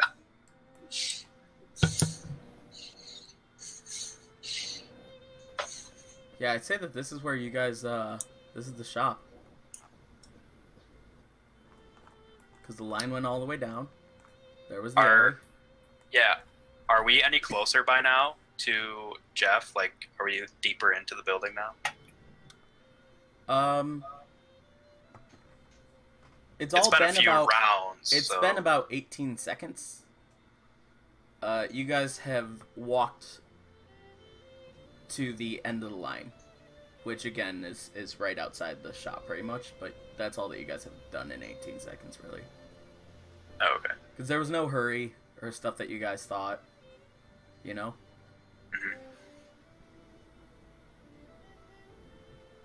And then it's the crowd's turn. Which they have an 18. They just evade the remaining women, which is 88 of them, evade the gas plume, the fire, and they're able to use quite a dash in order to catch up. And they're like 5 feet out now. These guys, let's see. Yeah, no. These two are sort of swallowed by the crowd, and by the time they like are able to get out and like catch their bearings, they don't see you anymore, Zash. They lose complete sight of you. So now they're just the 2 guys on your tail and a whole crowd of women behind you, and it would have been their turn, so it's now your turn. Okay. I'm going to...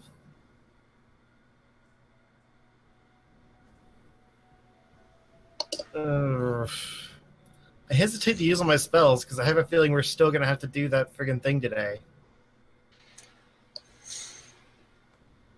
What thing today? The bodyguard thing. Or is that The tomorrow? ball is tomorrow night. Oh, okay. Then I'll use all my spells. Cool. Thanks. So...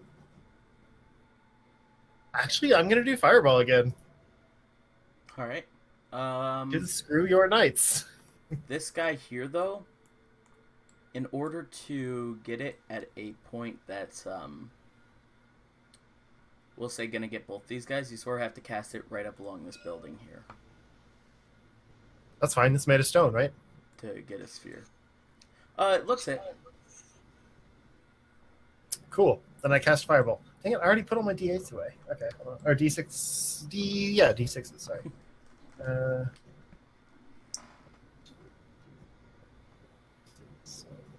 Okay. How close is the crowd? Are they gonna is he gonna kill more girls? Mm-hmm. I don't know. We'll see. I'm not that concerned. Oh my god! I'm doing this for you, Jax. I'm killing girls for you. I hope you never tell him. Probably not. So yeah, do more dexterity saves. All right.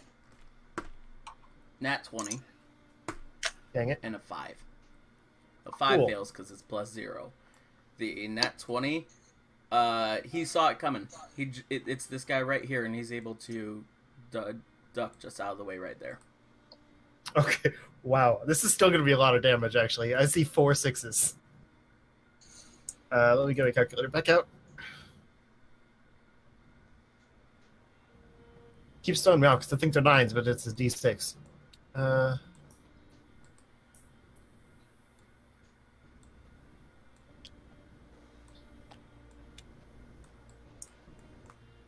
Really? Is it the same amount again? Okay, 37 damage. Or halved for the other guy. He does not take damage, I said. Nat 20. Yeah, okay. 37. 37 to him, which... And then I move 30 more feet. Yeah, that was the exact same. Okay.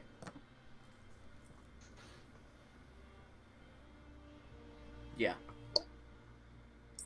Then they are both at the same level of health then. And this crowd, let's just see for... Hey.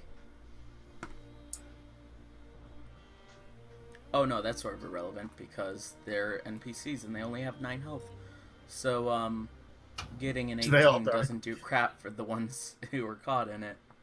I would say that with this, it's still a long crowd. I'd say about another 15 were caught in it. As this blast of fire just once again emanates into the street, and this crowd of women just nonsensically so convinced that this is Jeff based on Brandon's argument. Very compelling persuasion. So many nat 20s today, guys. It's not even funny. Like, there's so many. They're just running blindly, and a good number of them don't even see it coming as this big fireball just emanates outward, killing one of the guards, and 15 of the girls, as they just drop down, they're now to 73 remaining. Oh, I didn't hear it kill a card too. Okay. At this point, because Zash has been gone for a little bit, and we expected him to just kind of run around the corner, I'm kind of like, yeah, I'm just kind of like just looking around for him, wondering where the hell he is. Like, Well, I moved 30 more feet. That didn't get me around the corner. 5, 10, 15, 20. Yeah. Yeah, you get around to the outside there. Okay. Through the line, you see the line once again outstretching here. And what's your guys' passive perception again? mine's only 11, but Mine's I would- 11 as well. what I was saying yes. was like at this point though, I'm kind of like looking for him, like actively, like wondering where he is, because we thought he was just gonna be quick about it. It has been quick is the thing. It's still only been 18 seconds because that's still the same round that you asked me. Yeah, it's only been 18 seconds that he's been gone. It seems like a lot has happened because a lot has. But it's only been... like, I since- murdered 30 girls in 16 seconds. Yeah, Yeah. since he first You did. left though, it's been longer than 18 seconds. Battling has been 18 seconds, but since he first left, it's been longer because he was running from the girls for a little while. It was still only one more round because, again, that was 30 feet to get it around there. Yeah, but then it was a round to spray the poison, and then it was a round to... Yeah, that's a total 4 rounds, which is, if you include that first one, Jesus, why can't I do math? No, that's a total 5 rounds, which is... Oh, 5 rounds would only be 30 seconds. Yeah. It's only half a minute. Then never mind. It just seems a little bit meta, because it's not a long time. If you guys were to hear some of, like, the screams and stuff, that would be one thing, but with your guys' passive perceptions of 11... Or hear the fireballs. I'm not trying to be meta. I just thought that it had been a little bit like fair enough. Because like, again, it does feel he was like supposed to just come running around the building instead of like running wherever he ran to, taking time to fireball. Because if you were to like double, like to dash, it would have been way quicker than that. You know what I mean? Whereas he's been stopping to do battle and all that. But I get what you guys are saying, and it's fine. Yeah, and that being said, he's still going to be within reach, and like right up to you guys in another round. But the guards will be there. that shouldn't come into factor. Like, that's... Actions have consequences. Yeah. I'm not saying that it's going... I'm just saying... You're just trying to see what other ways...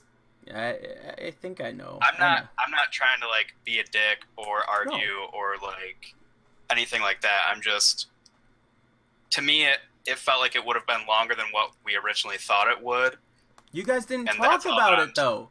He just turned his head around the corner and you saw that he was wearing a mask. That's the thing. Yeah, I didn't even know this was going on. No. So. Yeah, you did, because I tapped you and said that I pointed out Zash to Yeah, you pointed out that he was wearing a mask. It's not like you guys made a game plan. It's not like you guys went over exactly what would happen when you guys would meet up. I mean, I feel like it would just be too meta to say that. And I thought it was actually Jeff. I'm not trying to be meta. I know. I know. I know. But I said it's fine. I'm done arguing. I was just... Okay. Next up then is the guards. 3 and a 16 as they run up. Well, 16 plus their 5.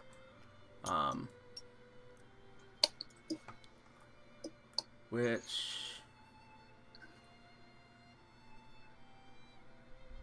he is still being affected by that. Yeah, I'll say that's another blast that he's taking this round to be affected by that.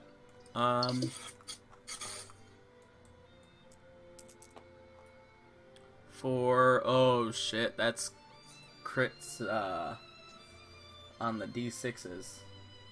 15 total. Okay. Next up is the girls. The girls. Girls.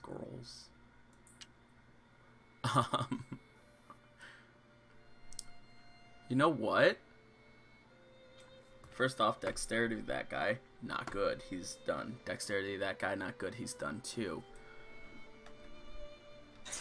These girls come up and envelop around you. Creating a human barrier between you and the guard. The guard cannot get to you because of how many women have surrounded you. That being said, go ahead and make just a straight up Constitution saving roll.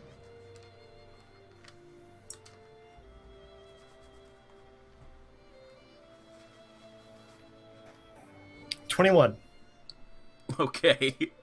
You're able to stand up. And let's see what... Nope. These girls are completely swayed and convinced that you are Jeff, even though he's in the window, like, right behind most of them. They are so convinced that you're Jeff, and you play it off. Like, you're able to stand there, you're able to be like, yeah, okay. And, they're convinced that you have not fallen, you are not crushed by them. What do you want to do as this crowd is swarmed around you?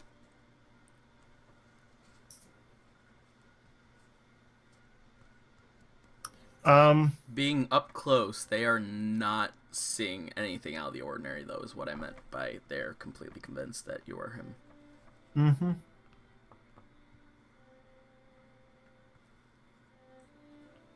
Can the guards see me, or am I just surrounded by girls? The guards were blocked off from you by an impenetrable mass of humans. Or humanoids. There's some elves and stuff too. Okay. This is probably a terrible idea, but what else is new? I'm going to change back to regular Zash and just shimmy out of the crowd. Okay. I just play it off as like, what are you guys doing? I'm just a guy. Let me get out of here. What are you even trying to? How'd I get caught up in here? Okay, so you undo the spell as they're surrounding you? Yeah. Like playing it off like I got stuck in there like the guards did. Yep. Okay. With an intelligence roll of 19, the crowd of women, they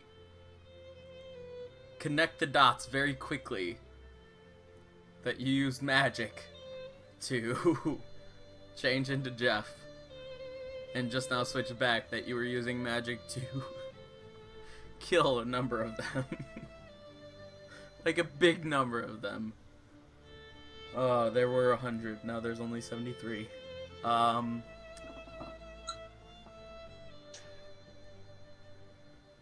I'm going to say there's nothing in the rulebook for this.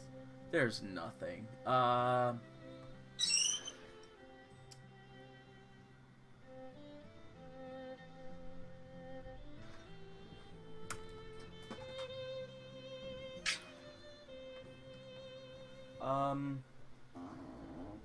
A number of them are very angry. To be fair, a few of them just disperse the moment that you switch over. And they're like, "Ah," and then just walk away. A vast majority of them are quite angry, and is there anything else that you want to do for your turn? I mean, I thought I'd get a deception check or something.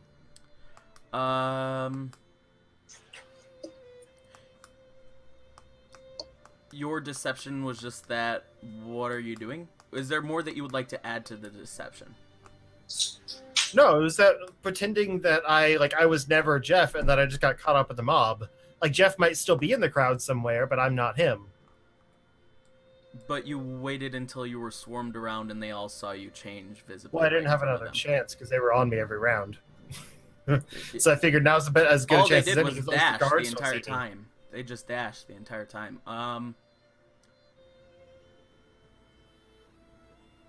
Yeah, I'd say you can with disadvantage since all of them saw that. Okay.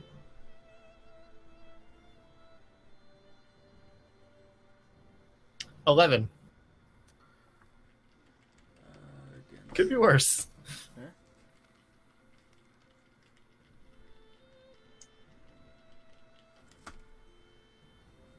Yeah, no. 18. Nah, 18, I should say. Yeah, is there anything else that you wanted to do as the end of your turn comes about? I mean, I did an action and I moved, so... No, I guess you not, didn't no. move this one. I said I changed back and moved out, like it got pushed my way through out of the crowd. Okay. Would that be considered difficult terrain? It would... Yeah, probably. It's a crowd of people. We'll say that them as a whole would get a punch of opportunity. Like, I don't even know how to do this. Yeah, we can just make it difficult terrain. That seemed like a lot easier. Yeah, where do you want to move to? You're here in the crowd. I mean, I guess I'm just pushing my way out, like away from the guards. You don't see the... Okay, which way out? I don't... This way is north. This way is east, south, west. There's a delay that didn't sync up at all. Towards my friends. whichever direction that is. Okay, they would be this way.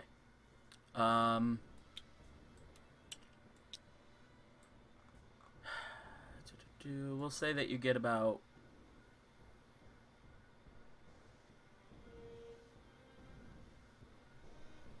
15 feet forward through the crowd, and that's your movement. And yeah, now you guys do see the entire crowd. I want both of you to go ahead and make initiative rolls as well. Oh, good lord. 17. Good. 15. But I'm like in line now, right? Like just with everyone else. No. Like you're walking alongside of them, and the crowd of women are like looking at you and like very mad. They saw you like kill a bunch of people. They were intelligent enough to know what happened. They saw you change back and try and lie to them. And Well, I mean, it's my word against theirs. fair enough, but it's a crowd of 73 people. Charge didn't see it. Alright, 15 and 17, then it starts with Mira.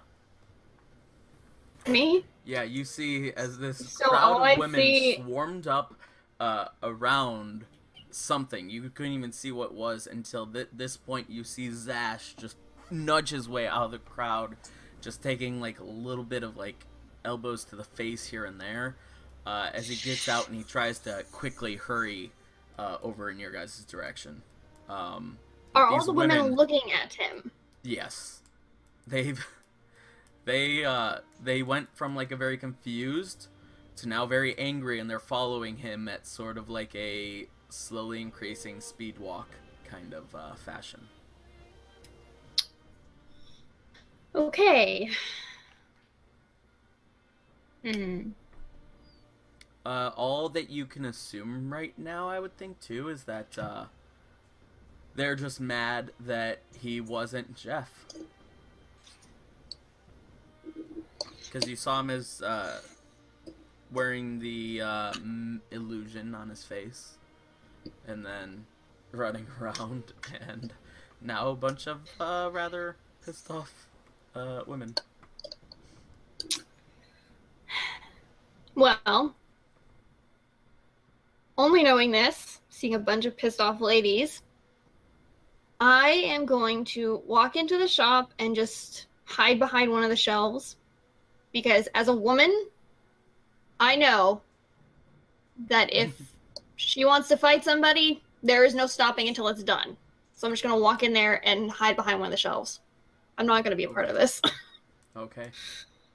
You Catfights successfully are no fun. you successfully hide with your roguish attributes. Next up, we have Jax. What would you like to do? Is Ash currently still running, or is he kind of at a stop? He just got out of the difficult terrain. He's still moving toward you guys. He has not stopped, but now he's just about ready to pick up speed, I believe. And how far away from us is he? Like 10 feet at most. I just walk up to Zash and I use my action to just talk to him.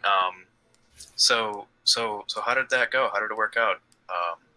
Not great. They're kind of pissed off. I mean, I think it's pretty obvious. Are we still running, or did I stop to talk to you? Because it's real bad if I stopped. I'm guessing you didn't ask that, but it's your turn next, so yeah, if you want to use your action to respond as well. No, Zash is gonna keep running. I mean, I said not great, like okay. as running by, Then but he's gonna keep running. That's just a nice quick reaction or free action. Yeah. Then you go not great as you run by, and these women take chase after you. We'll say then. How far away is the building? Do you use your action in your bonus action dash? How far away is the building? How do you mean? You're in front of the building. The one that we're going into? Yes, you're in front of it.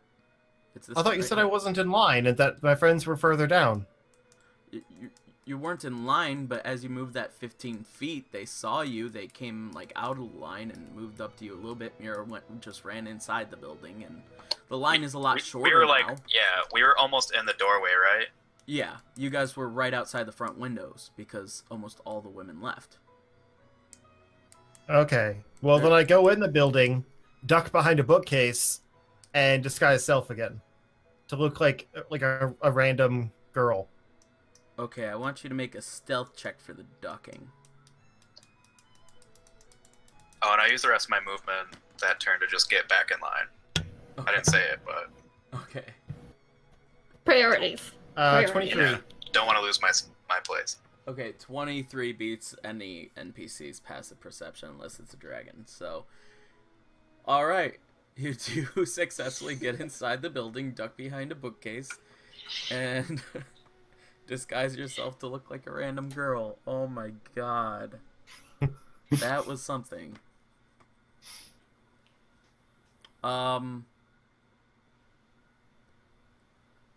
You reappear out of the bookcase and you see just a couple of, like, 3 girls leading this sort of charge. Stepping into the shop.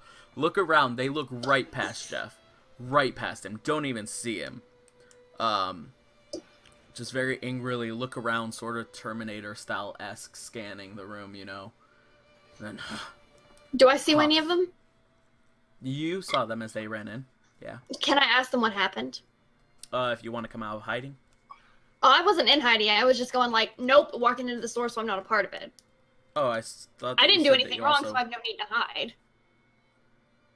Fair enough. Okay. You did say you hide in the shop, so I just assumed that you also meant literally hide. That's why I said, okay, you use your roguish archetype to hide. But, yeah, fair enough. You just are chilling out in the shop. Very much to blend in, you took out maybe a book or something, you were looking at that, and you see these women come in very, very much so on a mission to find something, and they're about ready to leave, and you come up and ask them. Then when the girls go, there was this person pretending to be Jeff, and then he just killed so many people. She, upon closer inspection, as she turns around, you see that she's sort of a,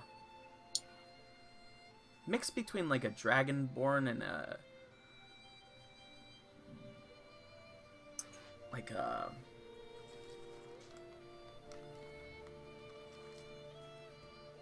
what are the name of those lizard creatures again? But yeah, a mix between those. A dragon and a lizardy kind of female. Green scales. I'm sorry, what? He killed many women who thought that he was Jeff. And then, let's see. How? Jeff overhears this, and he stands up, scoots out the chair, and... Someone was pretending to be me, and killed women? Yes. Just out the back of the shop.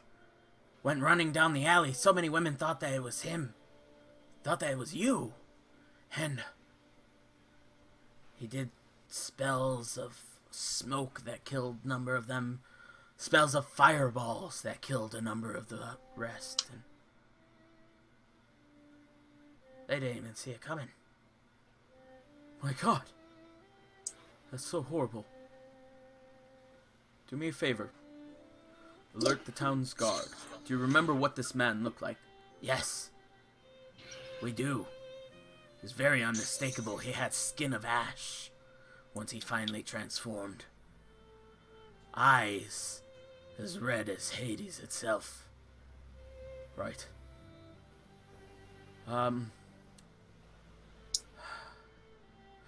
Ladies and gentlemen, the signing for today has been cancelled. I'm so sorry. He looks over to what appears to be the person who like owns the shop. He goes, "I'm so sorry. I know I promised I'd do this. Okay, we need first aid here immediately. We need to get much more patrol around this area, and please lead me to those who need more assistance." Jeff says as the lady goes, "Right," and leads him. Now they start heading out of the bookshop.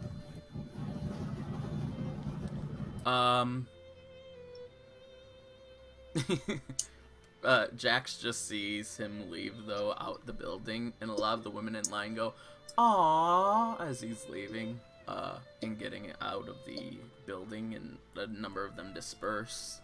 I would say that you didn't exactly hear what he said inside the building, Jax, being in line, but you do see a lot of people dispersing now, so you get the idea that he said something to a bit of them, and you heard something like, and that was about it. Okay. Yeah, what do you guys want to do?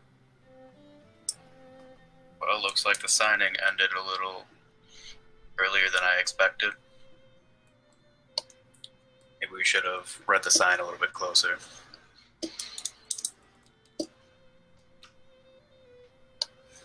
Did you go into the bookshop and say this to them? Yeah, I didn't see them come out, right? No.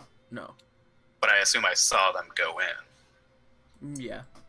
Yeah. But I didn't. I don't think know if either you of went us inside saw Zash do disguise self again, though.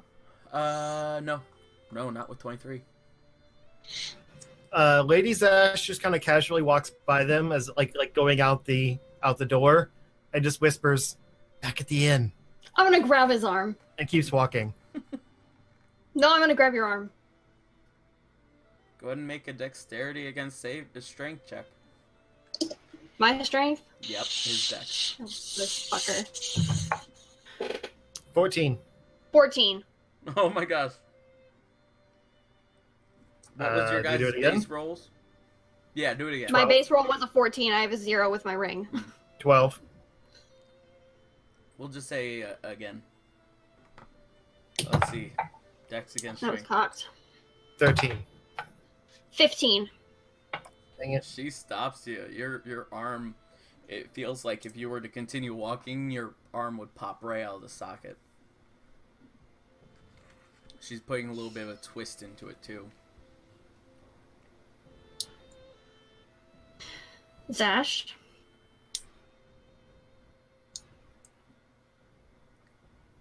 I'll explain everything back at the hotel. But right now, I need to keep my cool. So please, let me go, young lady. And he kind of pulls away a little bit. No, I'm gonna walk out with you. Okay, you need to cool down. I want to drag him towards the water. You continue to hold his arm. In your left hand, you're holding his right arm. You bring it down so that you can stay close to him. You're pulling downward on his arm as you bring your right hand across and put it over his shoulder, like it's supposed to be like really nice holding hands. You're walking side by side, and you're really just having a good day. Gal pals, yeah, girlfriends, and you bring him up to near the very edge of the riverside, and it is quite a drop. There's about 20 feet down, and you can see that there's a good, like, at least another 30 feet of water just straight down. It's 20 Can I feet push down him from in? you, and there it goes 30 feet down. You'd need strength against strength. You can try.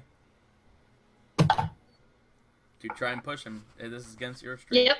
Zash. 8. If it's strength on strength. 13.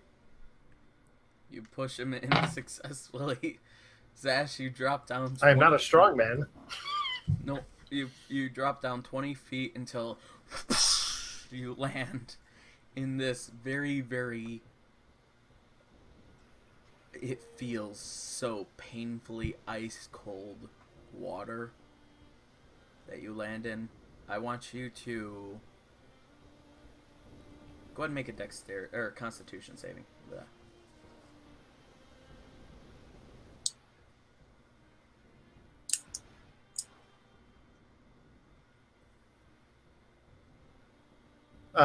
That is a 4. Okay. Wait, sorry, 5. All right.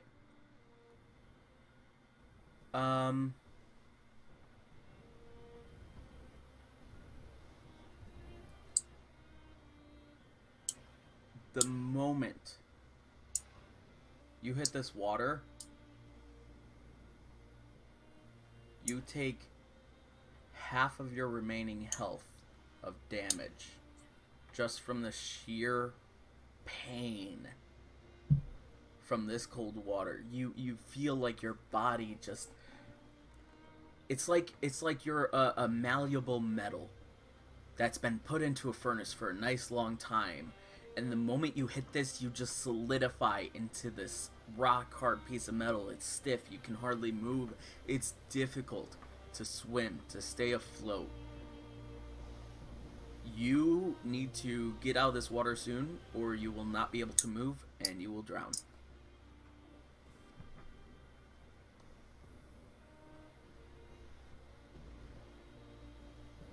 What would you like to do?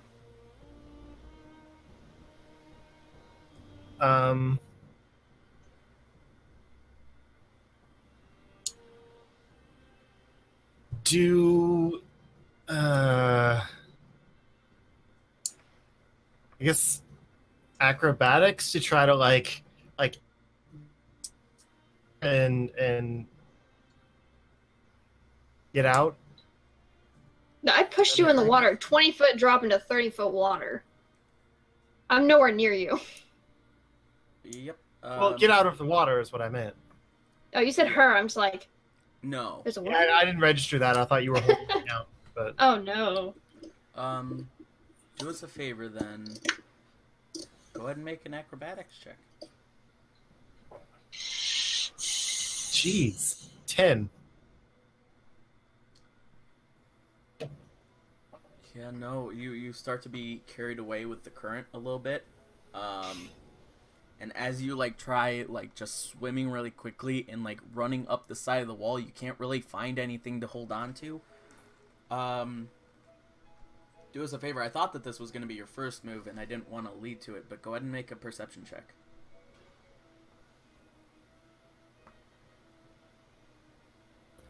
$10. Yeah.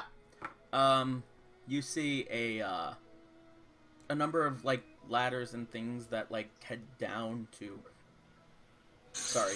little platforms down. Usually this is for maintenance. Sometimes they're even for little gondolas and little canoes that people will ride down this river on, and they often put their boat or get on or off the boat from here. And you see that about 20 feet further down the current. Okay. I reach for that. Okay. You swim toward that, and we'll say that with that round, you take another half of your remaining health points of damage. And then you successfully are able to find that platform, get up onto that platform, and make your way up the ladder now. Soaking wet, Mira, you see him come up onto the stone sidewalk, just dripping wet. No visible hair, because when he disguised himself, or no visible fire, because when he disguised himself, all that disappeared, but there is visible steam coming off of him, of a very quick, sudden temperature change kind of steam. He's shivering. But he could totally win a wet t-shirt contest right now. Yep. Just saying. But no one can see that. They can only just see a plain, dry woman. That's it. Yep. Well, but Oh yeah, I guess he would be dry technically. He's she would very look quickly completely dry. evaporating. But you are shivering, and her lips are blue.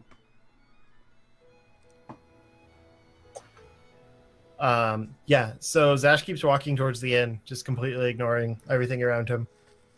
Okay. Because this spell only lasts for an hour, so he wants to get back. Very content on making the way back then, and content on avoiding all other diversions. You make your way toward the end, and you successfully get there before the spell wears off, and you are once again your Zash's self.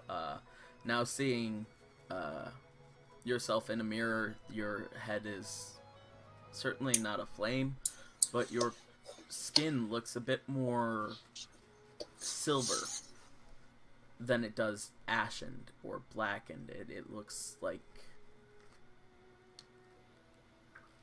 it's been drastically cooled. Just, you feel so cold to the bone, and in fact it even reminds you very much so of the little mind escape that you ever so hate to go to. For the first time ever, you're really feeling it in real life. You've known to stay away from water, certainly cold water, ever since you were young. This is the first time you've been fully submerged in such cold water.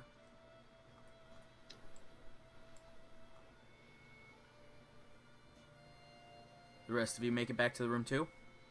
No. Okay. Where would you like to go? Jax, do you have any reaction to this? I feel like he was just kind of like sulking because he missed out on talking to him, because like that was his own only real contribution to trying to help Zash, and he kind of feels like he failed at it, like talking to Jeff. So he's just kind of like mad at himself for not being able to get there soon enough. You know what I mean? But did you We see knew what this Mira started at 1. did? I don't think so.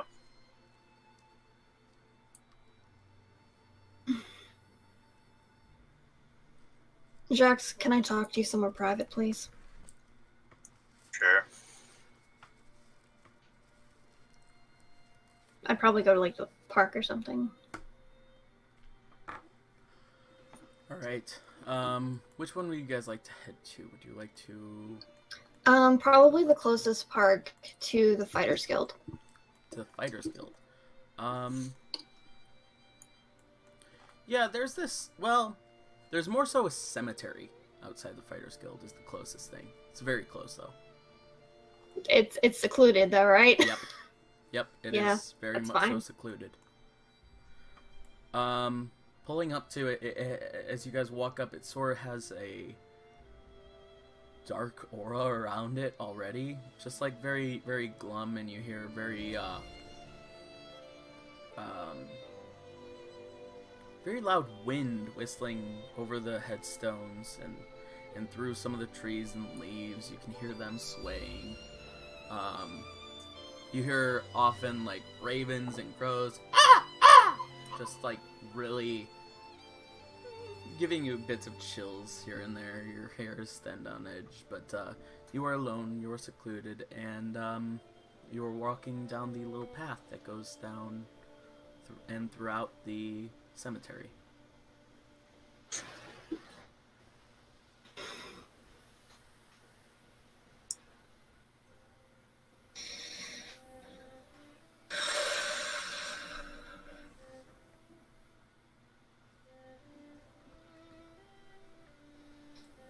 Jax, Yes.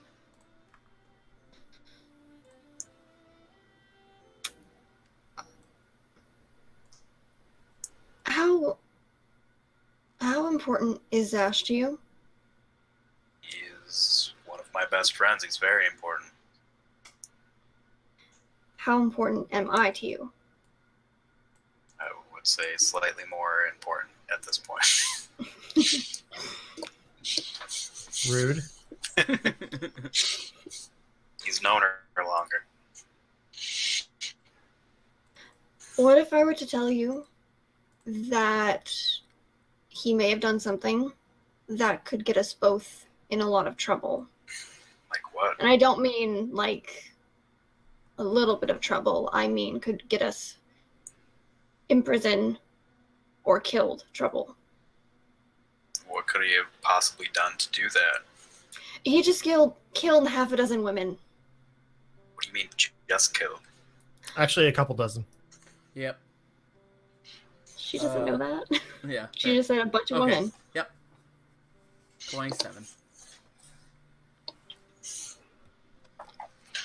You might not have heard it since you were still on the line, but the angry women coming in to look for him when he ran into the building that we were in said that he killed quite a few people who were chasing after him. You're gonna believe random women over Zash? Well, his track record isn't that great. His track record has been only harming those who have harmed us. The thing that's inside the amulet has caused him to do some other questionable things, sure, but that's not Zash.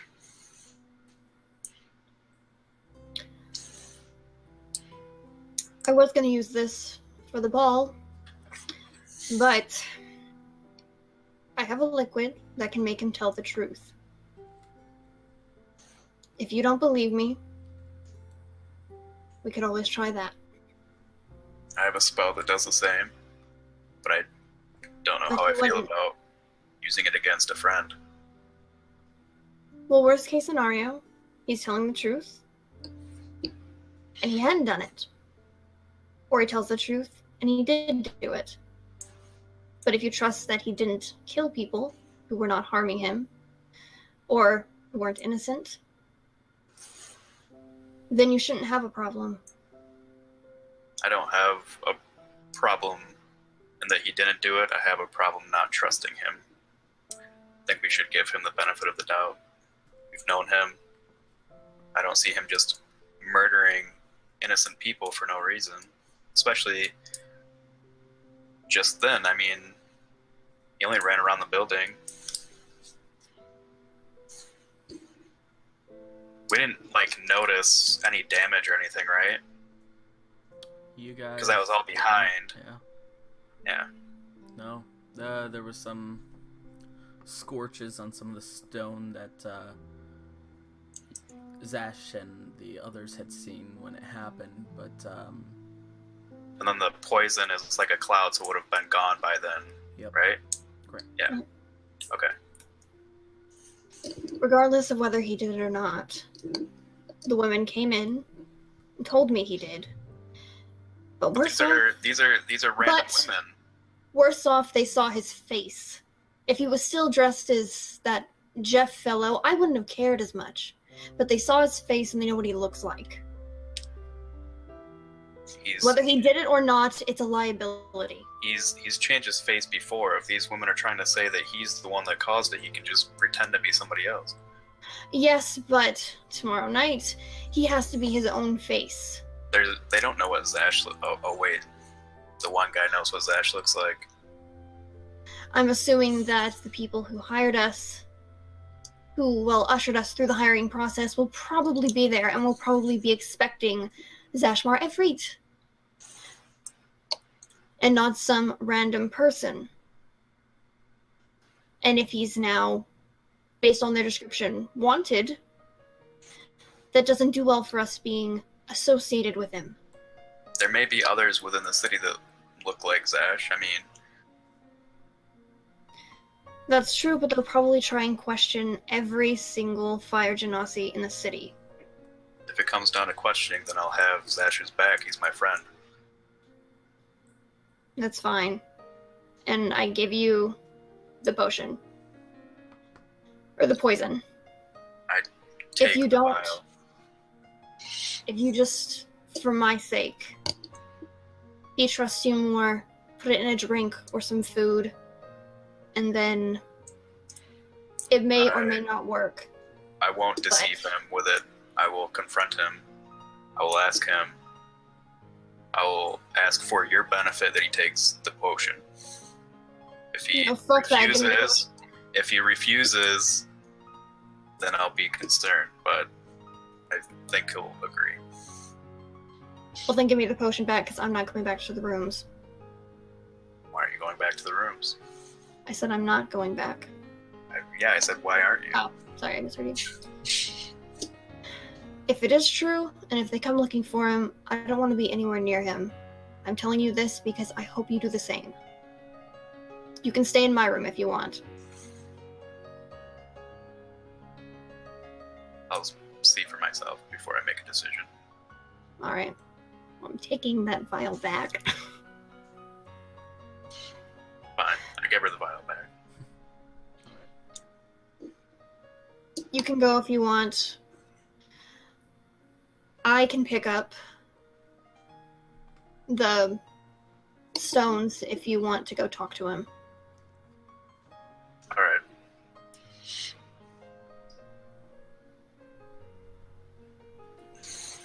Wow. When will you be back to the room? Well, if his name is cleared, and he's no longer in the red, so to speak, then I'll come back. How are we gonna get a hold of you before then? I tell you what, I'll meet you back right here after I get the stones from the shopkeep. Just come back here to pick up yours. Okay.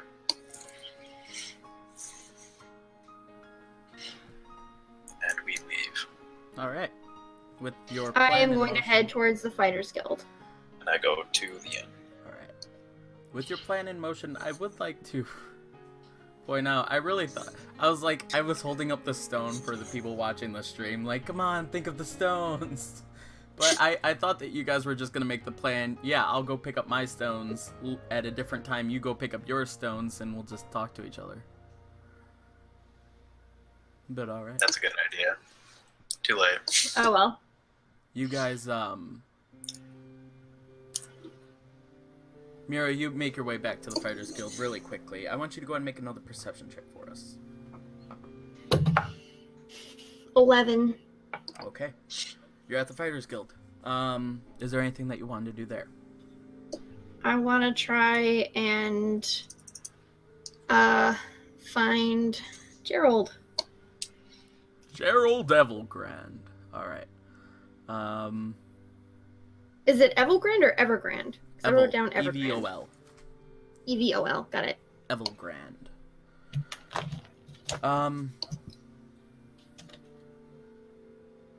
You don't see him on first inspection looking around the area. You know that the barracks are kept off to there's a door that enters down below, and you can get out into that in the side, or you can ask the people there, about 8 people standing around, either sparring or just talking and sharing some laughs, or... I'll just walk up to a random person. Hello. You walk up to a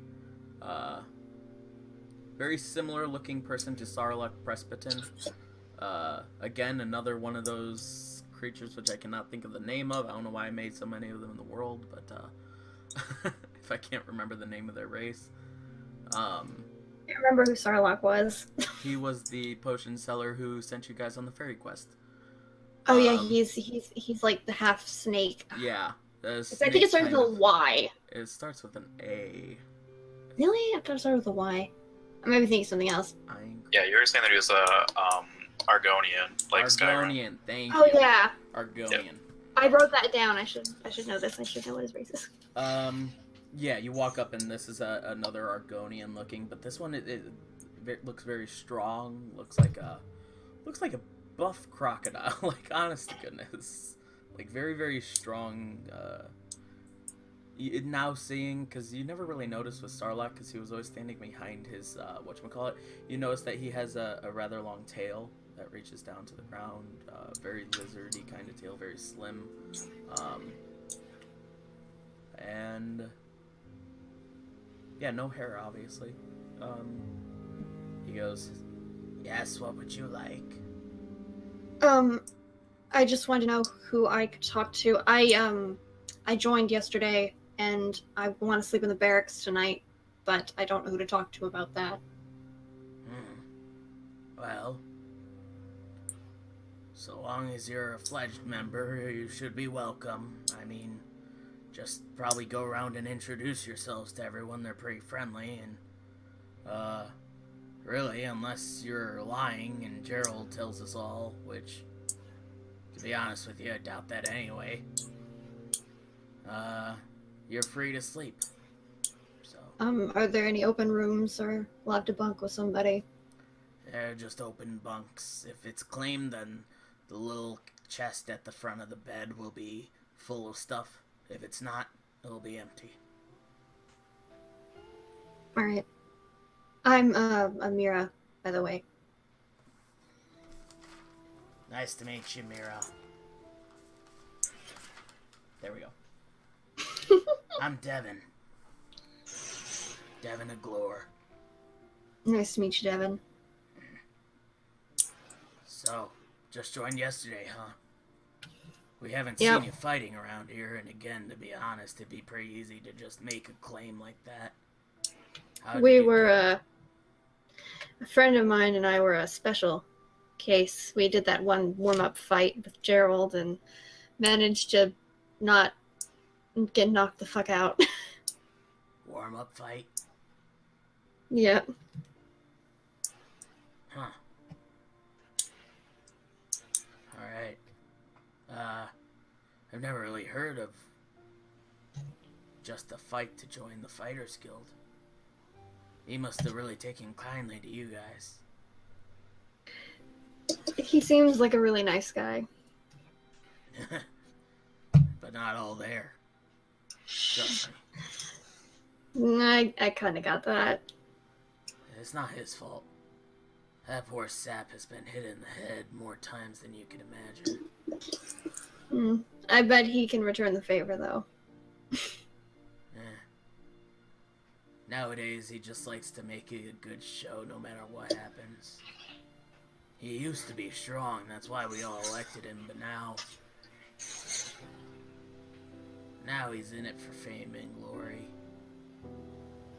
And the problem is that once he finally gets there, he won't remember why he wanted it so badly to begin with. Kind of sad. Yeah. But at least he has, you guys around. I guess. I hope you weren't expecting a family from this guild. No. To be honest, we just joined to get a job, but... Good. That's what most a people place to do. stay is nice, too.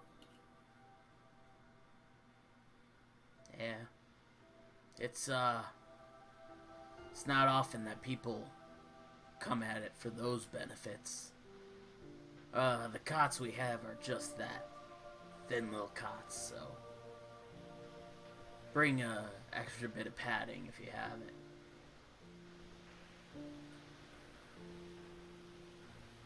I don't have extra padding, but I've slept on worse, so... Alright.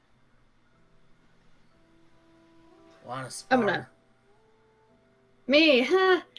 I'm not really good with the hand-to-hand type stuff. Well, you should work on that if you want to be a member. That's what sparring's for, after all. Come on, it'll wear you out before bed. I kind of need to go buy a shot before bed, but...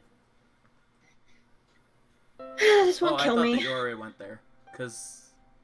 Oh, well, they said 4 hours, and it only took us maybe a couple, like, an hour to walk to the thing. It's a big city. Walking is quite long. Oh. Yep. That's why I assumed Well, I just it's wanted like to starting to I get just wanted to late. get a room. Oh, I wanted to get a room before I went back and got the stuff. Okay, fair enough.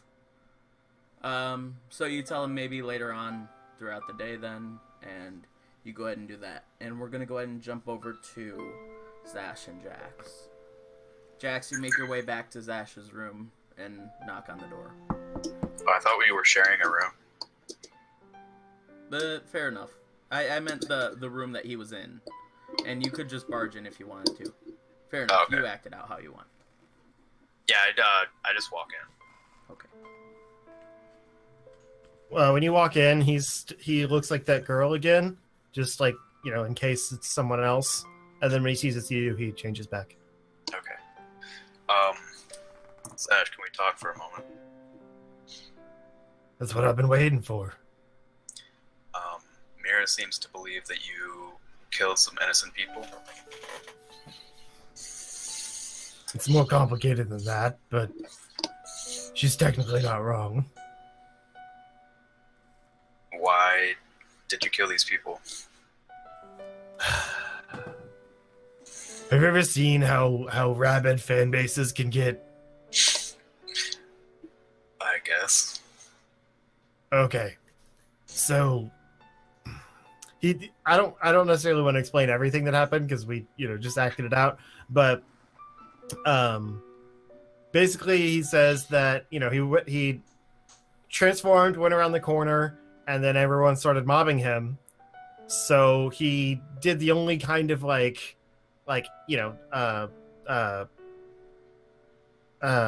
cloud type thing that he has in his magical arsenal, to try to obscure his escape, which was the poison gas, and that didn't deter them. They just kept running. So a bunch of them killed themselves running through this poison gas. And by that time, the guards were already on him, so he couldn't get away. So he had to fight his way out past the guards, and all the women kept trampling over the guards, still getting up in his face. So every time he tried to attack them, it killed more of the girls. So, yeah. He's like, it wasn't necessarily self-defense, but it also wasn't intentional, if you catch my drift. I can see how it was an accident. However, it seems a little excessive. I had to get away. They were gonna kill me. She also said that they know what you look like, and maybe Yeah. after you. That part I'm not proud of. But the guards couldn't see me, so I needed to get out of the crowd. And they were only swarming Jeff. So if I wasn't Jeff, I thought they wouldn't swarm me. And I was right, but they saw what I looked like, so I had to change into that lovely lady that I got to impersonate for a little while and hide for a little bit, but they won't remember me, right? You're a pretty memorable guy. I don't know. I mean, we could wait out the night. The only thing they'll be able to do is get a sketch artist to mock up a visual, and I can still be me, but say that they're mistaken. I don't know. Maybe you guys should go on without me. I don't want to go on without you, but I don't know what to do in this situation. Very torn. Well, I'm sorry. I was just trying to get you face to face with your idol there. And I appreciate that, and I feel very disappointed in myself because I failed on that front, and now here you are in trouble, and it was my doing. I didn't know they were so crazy. We can wait out until the morning, see if maybe the kid that yells the news outside here has something with a sketch of you on it, see what it looks like, and we can go from there. I don't know, though. I don't know if we should maybe just turn you in and try and fight it. It was an accident. You were being mobbed. I mean, I killed 24 fangirls. I don't think they'll let me get away with a slap on the wrist. maybe not a slap on the wrist now. Although again, I want to state that this is a fantasy world, and they were probably just unconscious. In my defense. Possibly. The quick aging poison and the set afire burning corpses. Maybe. It all depends for each one.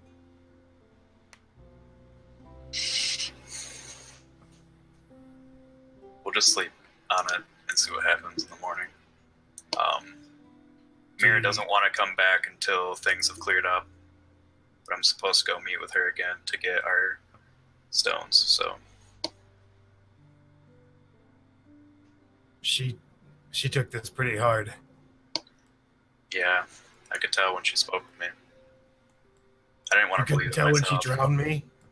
I didn't see her drown you. Well, she did. That was very intentional. Now I have questioning feelings for Mira as well. So I assume they get ready for bed, and Well, Jax was told to meet Mira back at the graveyard that night. So oh right. Well, okay. I just wanted to get this out of the way real quick, but so yeah, that's fine. You can get ready to leave. But yeah, go. as Jax is leaving the inn, Zash kind of stops him for a second and goes, "Zash, or that's my name, Jax. If it came down to it, would you leave with me or her?" Why would you ask me this? It's okay. I don't take it personally. Honestly, I don't know. I care about you both deeply. You both have done questionable things lately. Can't answer that at this moment. And I walk out. Zash cries. No, he doesn't. He just sits there thinking, sits on the edge of the bed with the puppies, Yeah. sort of petting them in his arm. You guys will never leave me. And then the head nearest you comes up and licks the side of your cheek, and it warms up that spot a good bit more as you've been defrosting. All right, you two meet up for a little graveyard rendezvous. Creepy. Yeah. You say creepy, I say sexy. That was my other thought, but you went there. All right. I was the goth kid that never actually became a goth kid. You just think graveyard rendezvous are sexy. I was a kid Certainly people goth. thought was goth because I wore black to hide my curves. Yeah, maybe the same. I don't know. When I was a kid, people thought I was 40. You went around talking like this. It's more the hair, but yeah. All right. You, Mira, you got the stones from the shopkeep, who is really, really, super grateful of that, and he reminded you to spread the word of his shop. But you have the stones, 2 of them looking like, cool little earpieces, and 1 of them looking like an awesome bracelet, and then 3 of them, looking like necklaces that are rather nice. And you head up back to the graveyard. At the predetermined time, you guys show up. The sky is lit up by the moon, which is casting a huge shadow, or a huge, a lot of light from it. It is very, very near full. But it's difficult to tell because sometimes there will be somewhat small, somewhat big, depending on the cloud, little patches of clouds very quickly flying by it, providing a little bit more shade here and there, and then once again lit up. All the lights in all the buildings that you guys have passed have either already been turned off or are turning off as you walk by them. Until finally, it was a little bit of a walk for both of you. You guys meet up.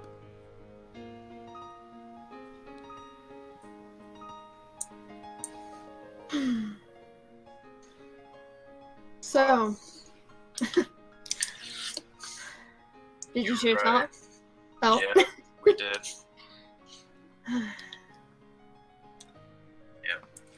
so what was his side of it? He admits to killing people. He claims it wasn't intentional. He's just trying to stop them from chasing him and running him down, and Using lethal means. it was all that he had that he felt would stop them. What exactly did he do? Cast a spell or something? He cast poison spray, thinking that the women would stop at the cloud, and Of smoke they don't know what it is. and It smells real bad. Again, a lot of them did stop too. Which, Sash, you did see a little bit of that too, how they stopped at it and then just got pushed into it. All the girls who had died. I assume I said that. Like I said, I wasn't recapping the whole thing. Okay. yeah, I assume I said that to him. I was just trying to be more vague because I didn't know how much you told me, but Sorry. Bless you. stop them Thank you. from their, from pursuing him. And when that happened, a few happened to get bumped into it and die, alerting the guards. The guards started chasing him, knowing that they would either kill him or arrest him. He tried to, use fireball to kind of make a barrier of sorts between them. But that unfortunately did not work. He ended up accidentally taking out more of the mob because they continued to chase after him. He didn't think throwing fire at people wasn't going to hurt them. I think he knew the guards could handle it. I don't think he realized the women were still there chasing after him. He could have just kept running instead of stopping and doing that. He would have gotten away. And maybe, I don't know, I wasn't there. But I do believe that it was an accident. I don't know what to do in this situation.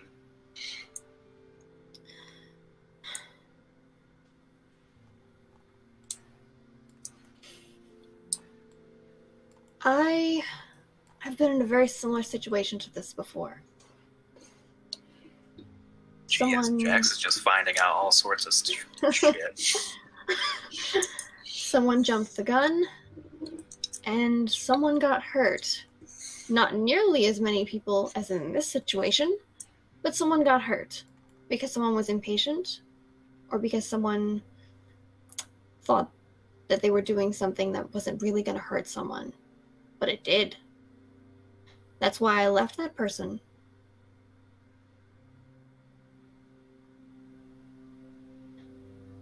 I'm not going to lie.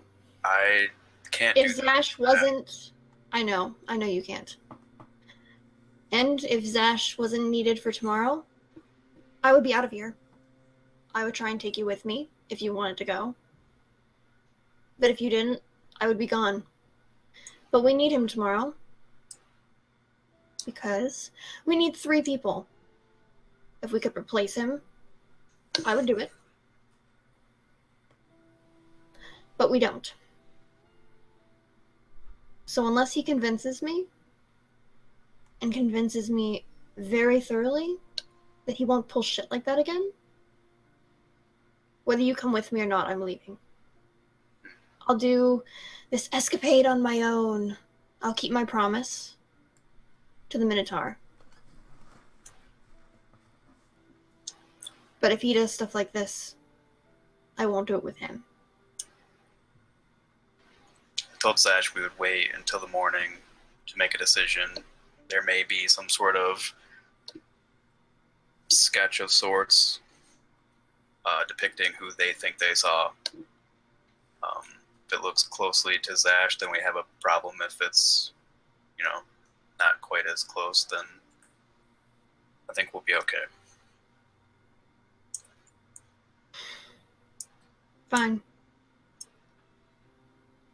And I hand over 2 of the necklaces, 1 of the bracelets, and 1 of the earpieces. Okay. So you keep a necklace and an earpiece? Yep.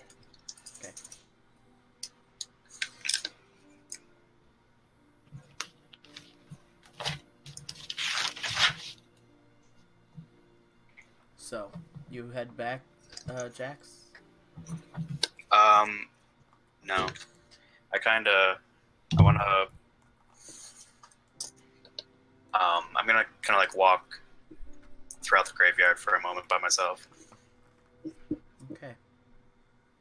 Once Mira leaves, you begin to walk around a little bit. And, is there like a grave that's like eroded enough to where you can't see the name or anything on it? Yeah, there are a number of those. As you walk in between some of them, it doesn't look like they were plotted with too much thought. The oldest one goes back about 300 years, which is about the age of the city. But some of them, you know, there'll be one that's 40 years old next to one that's 300 years old, which is quite a bit, obviously, more worn and eroded away. But you find a number of them.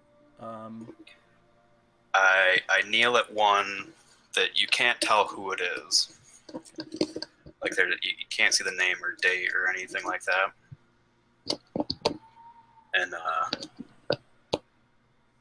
want to start talking to my dead wife, Rain. Okay. Do you want to say what Jack says, or? Yeah.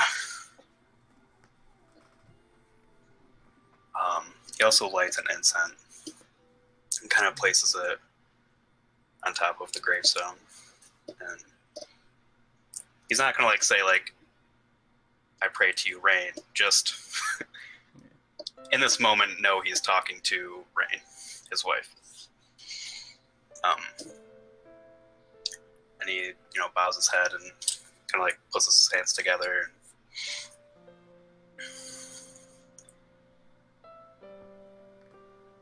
I've gone through a lot these past few hours. If you're where I think you are, I believe you can see this. You can see the struggle I'm going through. I'm torn between my two friends, my allies, people I've come to care about a great deal over these past few months. I've learned questionable things about them. Things that normally I would try to prevent with my life. And I just wish that you were here, because I know that you would know the right thing to do. You would point me the right way, and I would trust you with all of my heart no matter what. But in this moment, I don't know what to do. I can't leave either of them. Can't give up on either of them. But I don't know if I can convince either of them to stay or to fight on, or I don't know. Just wish you were here. And I get up and I begin to walk back to the inn.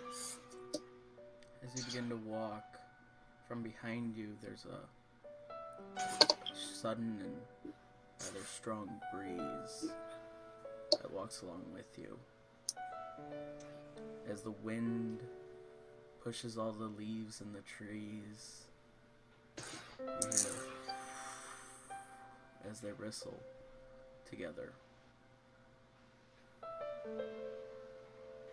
And then it fades. Jack smiles. He smiles. Can you make your way back?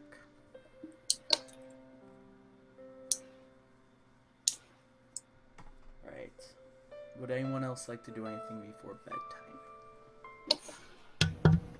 I would like to take Devin up on that offer to spar. Alright. You guys spar a little bit. Do me a favor, just go ahead and roll a d20. I'm gonna get my ass beat. 3. You learn some valuable lessons. It hurt a bit to learn these lessons, but you learned them. All right. And everybody. Then I'll go to sleep on my cot and read a little bit about the astral planes. Okay. How much do you read? Like, how long do you do that for? Just long enough to where I can actually get a full night's sleep. And it'll be the one more on the, like, fact about the planes, not the myth one. Okay, I wouldn't say long then, depending on... What time do you want to wake up? That's really 10 o'clock. Yes. 10 o'clock?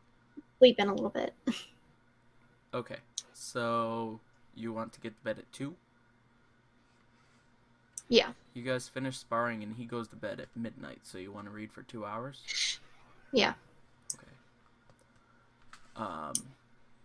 Alright, you read up a little bit on that, learn some interesting things, which, if you really want, we can talk about throughout the week, but, after about 7 hours, it's about 9 a.m., and, you hear a bit of a...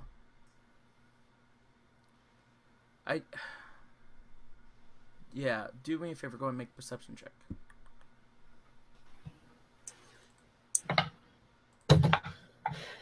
$18.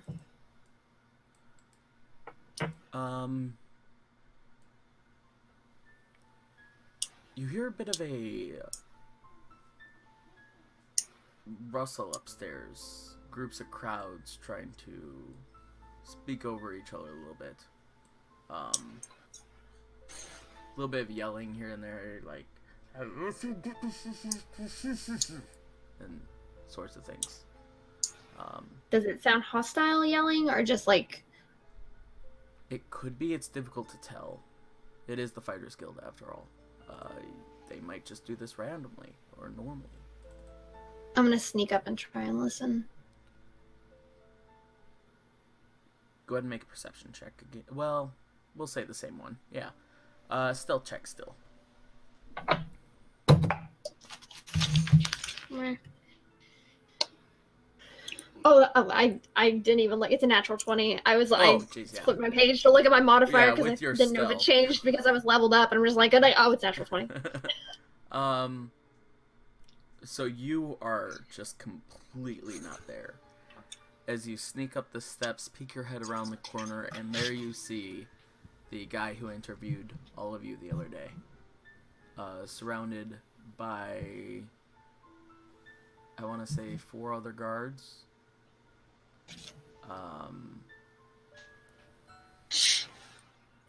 It looks like an interesting situation nonetheless, as the guy goes, right, well, we're looking for one of the members who is very, very clearly declared himself a member of the Fighters Guild.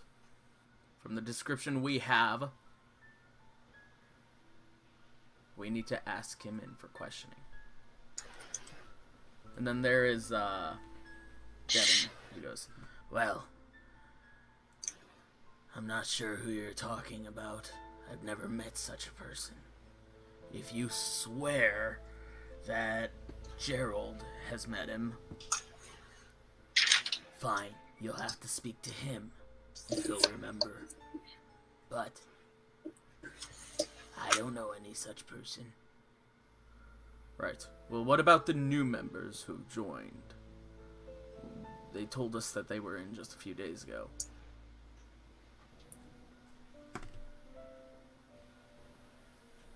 Yeah.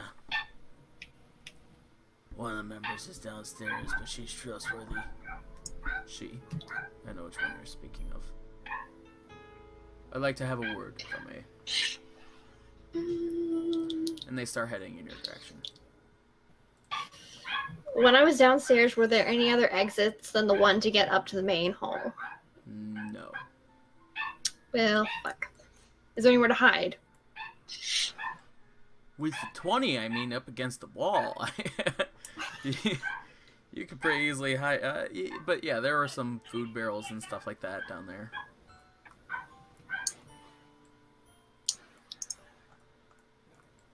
Do you hide in one of those? No. No? I'm just gonna go back to my room and try and fall asleep. Okay. You are very soon prompted by him. Miss... I'm sorry, I forget your name. Can I backtrack and do something really quick? Okay. Depends on what it is. Before I go to bed, I take off all my clothes. Oh. Okay. Just to try and get an edge. Yeah, let's see if we can backtrack that. Yeah, okay, that's a thing. So yeah, you go back, and as he's saying this, he knows, he goes, "Oh God, I'm sorry.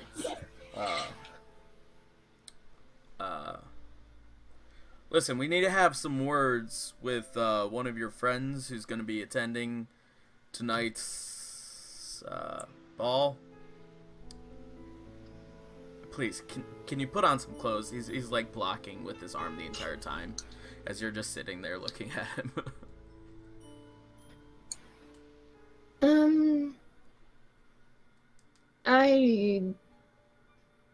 What friend? You know, the ashen fellow with fiery head. I don't know where he is. I just know of the Dragonborn that was with me.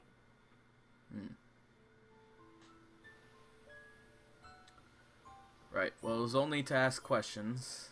If you do know of such a friend, and it suddenly jogs your memory, please tell him that we're looking for him. Otherwise, he will not be permitted into the ball tonight. And if anyone fitting the description of the person that we're looking for shows up, they will be attacked on sight. Be sure that your not friend hears that. He says, sort of knowing that you might be telling the truth, but he's come across enough people who aren't telling the truth about such thing that he's just trying to get that word across. Because you all seemed fair enough to him the other day and such, and he has only heard hearsay so far as well. And yeah, he's just trying to get that point across. There's another reason why I came by. You're gonna need this for tonight. As he pulls out a big blue piece of paper, and he unravels it sort of to cover up you from his sight. And he moves it so that you can see it. He opens it up toward you so that you can see it very easily. He goes, "These are the blueprints of the ballroom and the entire Capitol ground floor. You only need the ground floor. Most anybody should ever be is on the ground floor. But there you go, with all the exits marked clearly in tan." As he points to it, also again keeping his head away, and he's holding out the piece of paper. All the exits are there. You can see all the tables, all the little statues and things and obstructions, and the kitchen is in the back there. And yeah, have a good look at that before tonight. All right. And he just starts. I step up and grab it from him. Oh, jeez. Oh, before I leave, the people you're going to be escorting you wish to meet at least one of you as soon as possible. If you were to put on your clothes, do you just want to do that now? That seems fair. Just give me a second to freshen up. Yep. All right. I'll be outside this door here. And he just walks away and closes it, trying not to look and stuff. I'm going to get as far away from the door as I can and put on my stone of far speech. Okay. Tash, Jax, can either of you hear me? Can we hear? You guys, did you put yours on? I feel like I put mine on when I got it. Okay. When I gave Slash his when I got back to the room. Well, I don't know if he put it on or not. And I'm putting on the earpiece. And then I kept the other two necklace ones.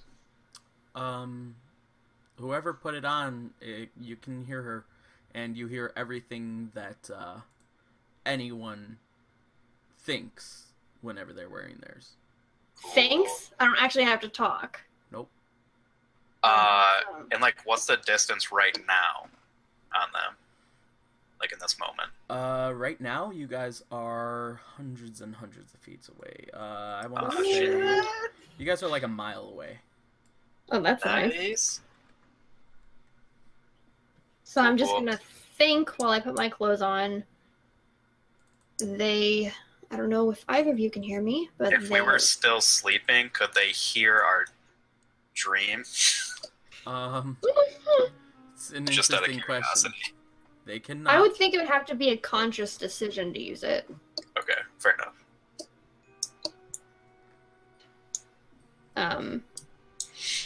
Before Zash can get in tonight, he needs to be questioned by the people who issued our test yesterday. If not, he will be attacked on sight. Just a heads up, I'm going to meet with one of the people we are being meat shields for. Jax responds back, shit, shit, shit, shit. You have fun with that. He thinks it very monotonically, like just like it's his first time learning how to text, and he types out SHIT period, very punctuated. Like, yeah, I love it. I'm sure you can handle that, Jax. Maybe. I'll do what I can. Awesome.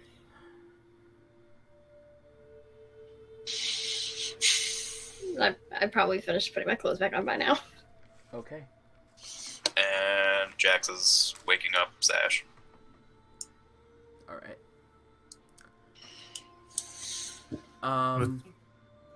What does Jack say to Zash? Zash, they want to question you before we can assist at the ball tonight. I don't know the extent of it. I don't know what they know. Mira just told me what she found out. You think I should go? I personally do, yes, but it's your life, your decision. I can't make you do anything. I also did say that they would attack on sight, by the way. They'll attack on sight, by the way. I feel like you would warn him about that. That's if he doesn't go and speak with them, though, right? Yes. Yeah. I mean, how do they even know? Like, I have to get there first. I have to go across town. I feel like he would get attacked on sight before then. You have disguised self. They don't know that.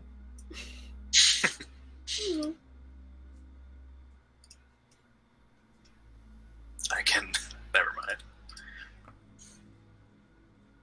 Well. I guess we'll have to figure it out. Maybe get some more information from Mira later. She doesn't want to talk to me. I think she told me all that she knows. I don't know what else she could find out. I mean, I do have a celestial steed that could get you across town pretty quickly. Yes, a one-headed man on a celestial horse. That's not going to be devastating at all. A disguised man. I could also just disguise myself and walk. I know you That's want what to I use your said. horse, but That's what I said out of game, but you're like, nobody knows that, so I didn't think you wanted to use it. no, I was saying like I could disguise myself, but you were saying that like they know I have disguise. No. No. That's not what I was saying. I was also saying you could disguise yourself. Oh yeah, I know. I would. Yeah, if you want to just hang out in the room while I attempt to find out more from Mira, we can do that, but just don't ditch out until we know for sure. We'll see how this goes. I radio back to Mira. Zash wants to find out more before deciding to speak with them. I think back his funeral, and I make sure before I start heading out with him that I take the scarf out of my disguise kit and wrap my head the same as I did before. Okay. I would like both Jax and Mira to roll. We'll say Constitution for that saving throw. Oh gosh. You'll see why. Why? Oh my god. Shit. I'm kind of excited. 10 total. Hang on. I gotta look at my modifier And stuff. it's actually good enough. Oh god, really? Oh, thank heavens. 16? 16 is also good enough. Alright. Cool. You guys get the idea that when wearing these, especially if you're just going to keep them on, you really have to be cautious about what you want that little voice in your head to speak out louder than more than not. It could possibly, as you guys are still getting used to these, announce some things that you guys might not want the rest of the party to hear. So, Or to backtrack slightly, I did say that I would put on my bracelet as soon as she gave it to me. So then, would she have potentially heard me at the graveyard? I wouldn't have put my stuff on yet. Okay. You said all that out loud. I feel like at that moment you went into a very secluded area. I did think of that too, but you went somewhere very secluded. You said that you sat at the gravestone and you told us exactly what Jack said, and he spoke it out loud, which means that he had no reason to think it in his little inner head voice because it was out loud. So, okay. Yep. So it's just thought stuff, not necessarily spoken. Exactly. Got If you really concentrate on saying something, then these things will project it to the other party members. But could you also speak it and they would see it too if you willed it? Or is it just a subconscious thing? If you thought about the little voice in your head saying it at exactly the same time, like, yeah, technically. Okay.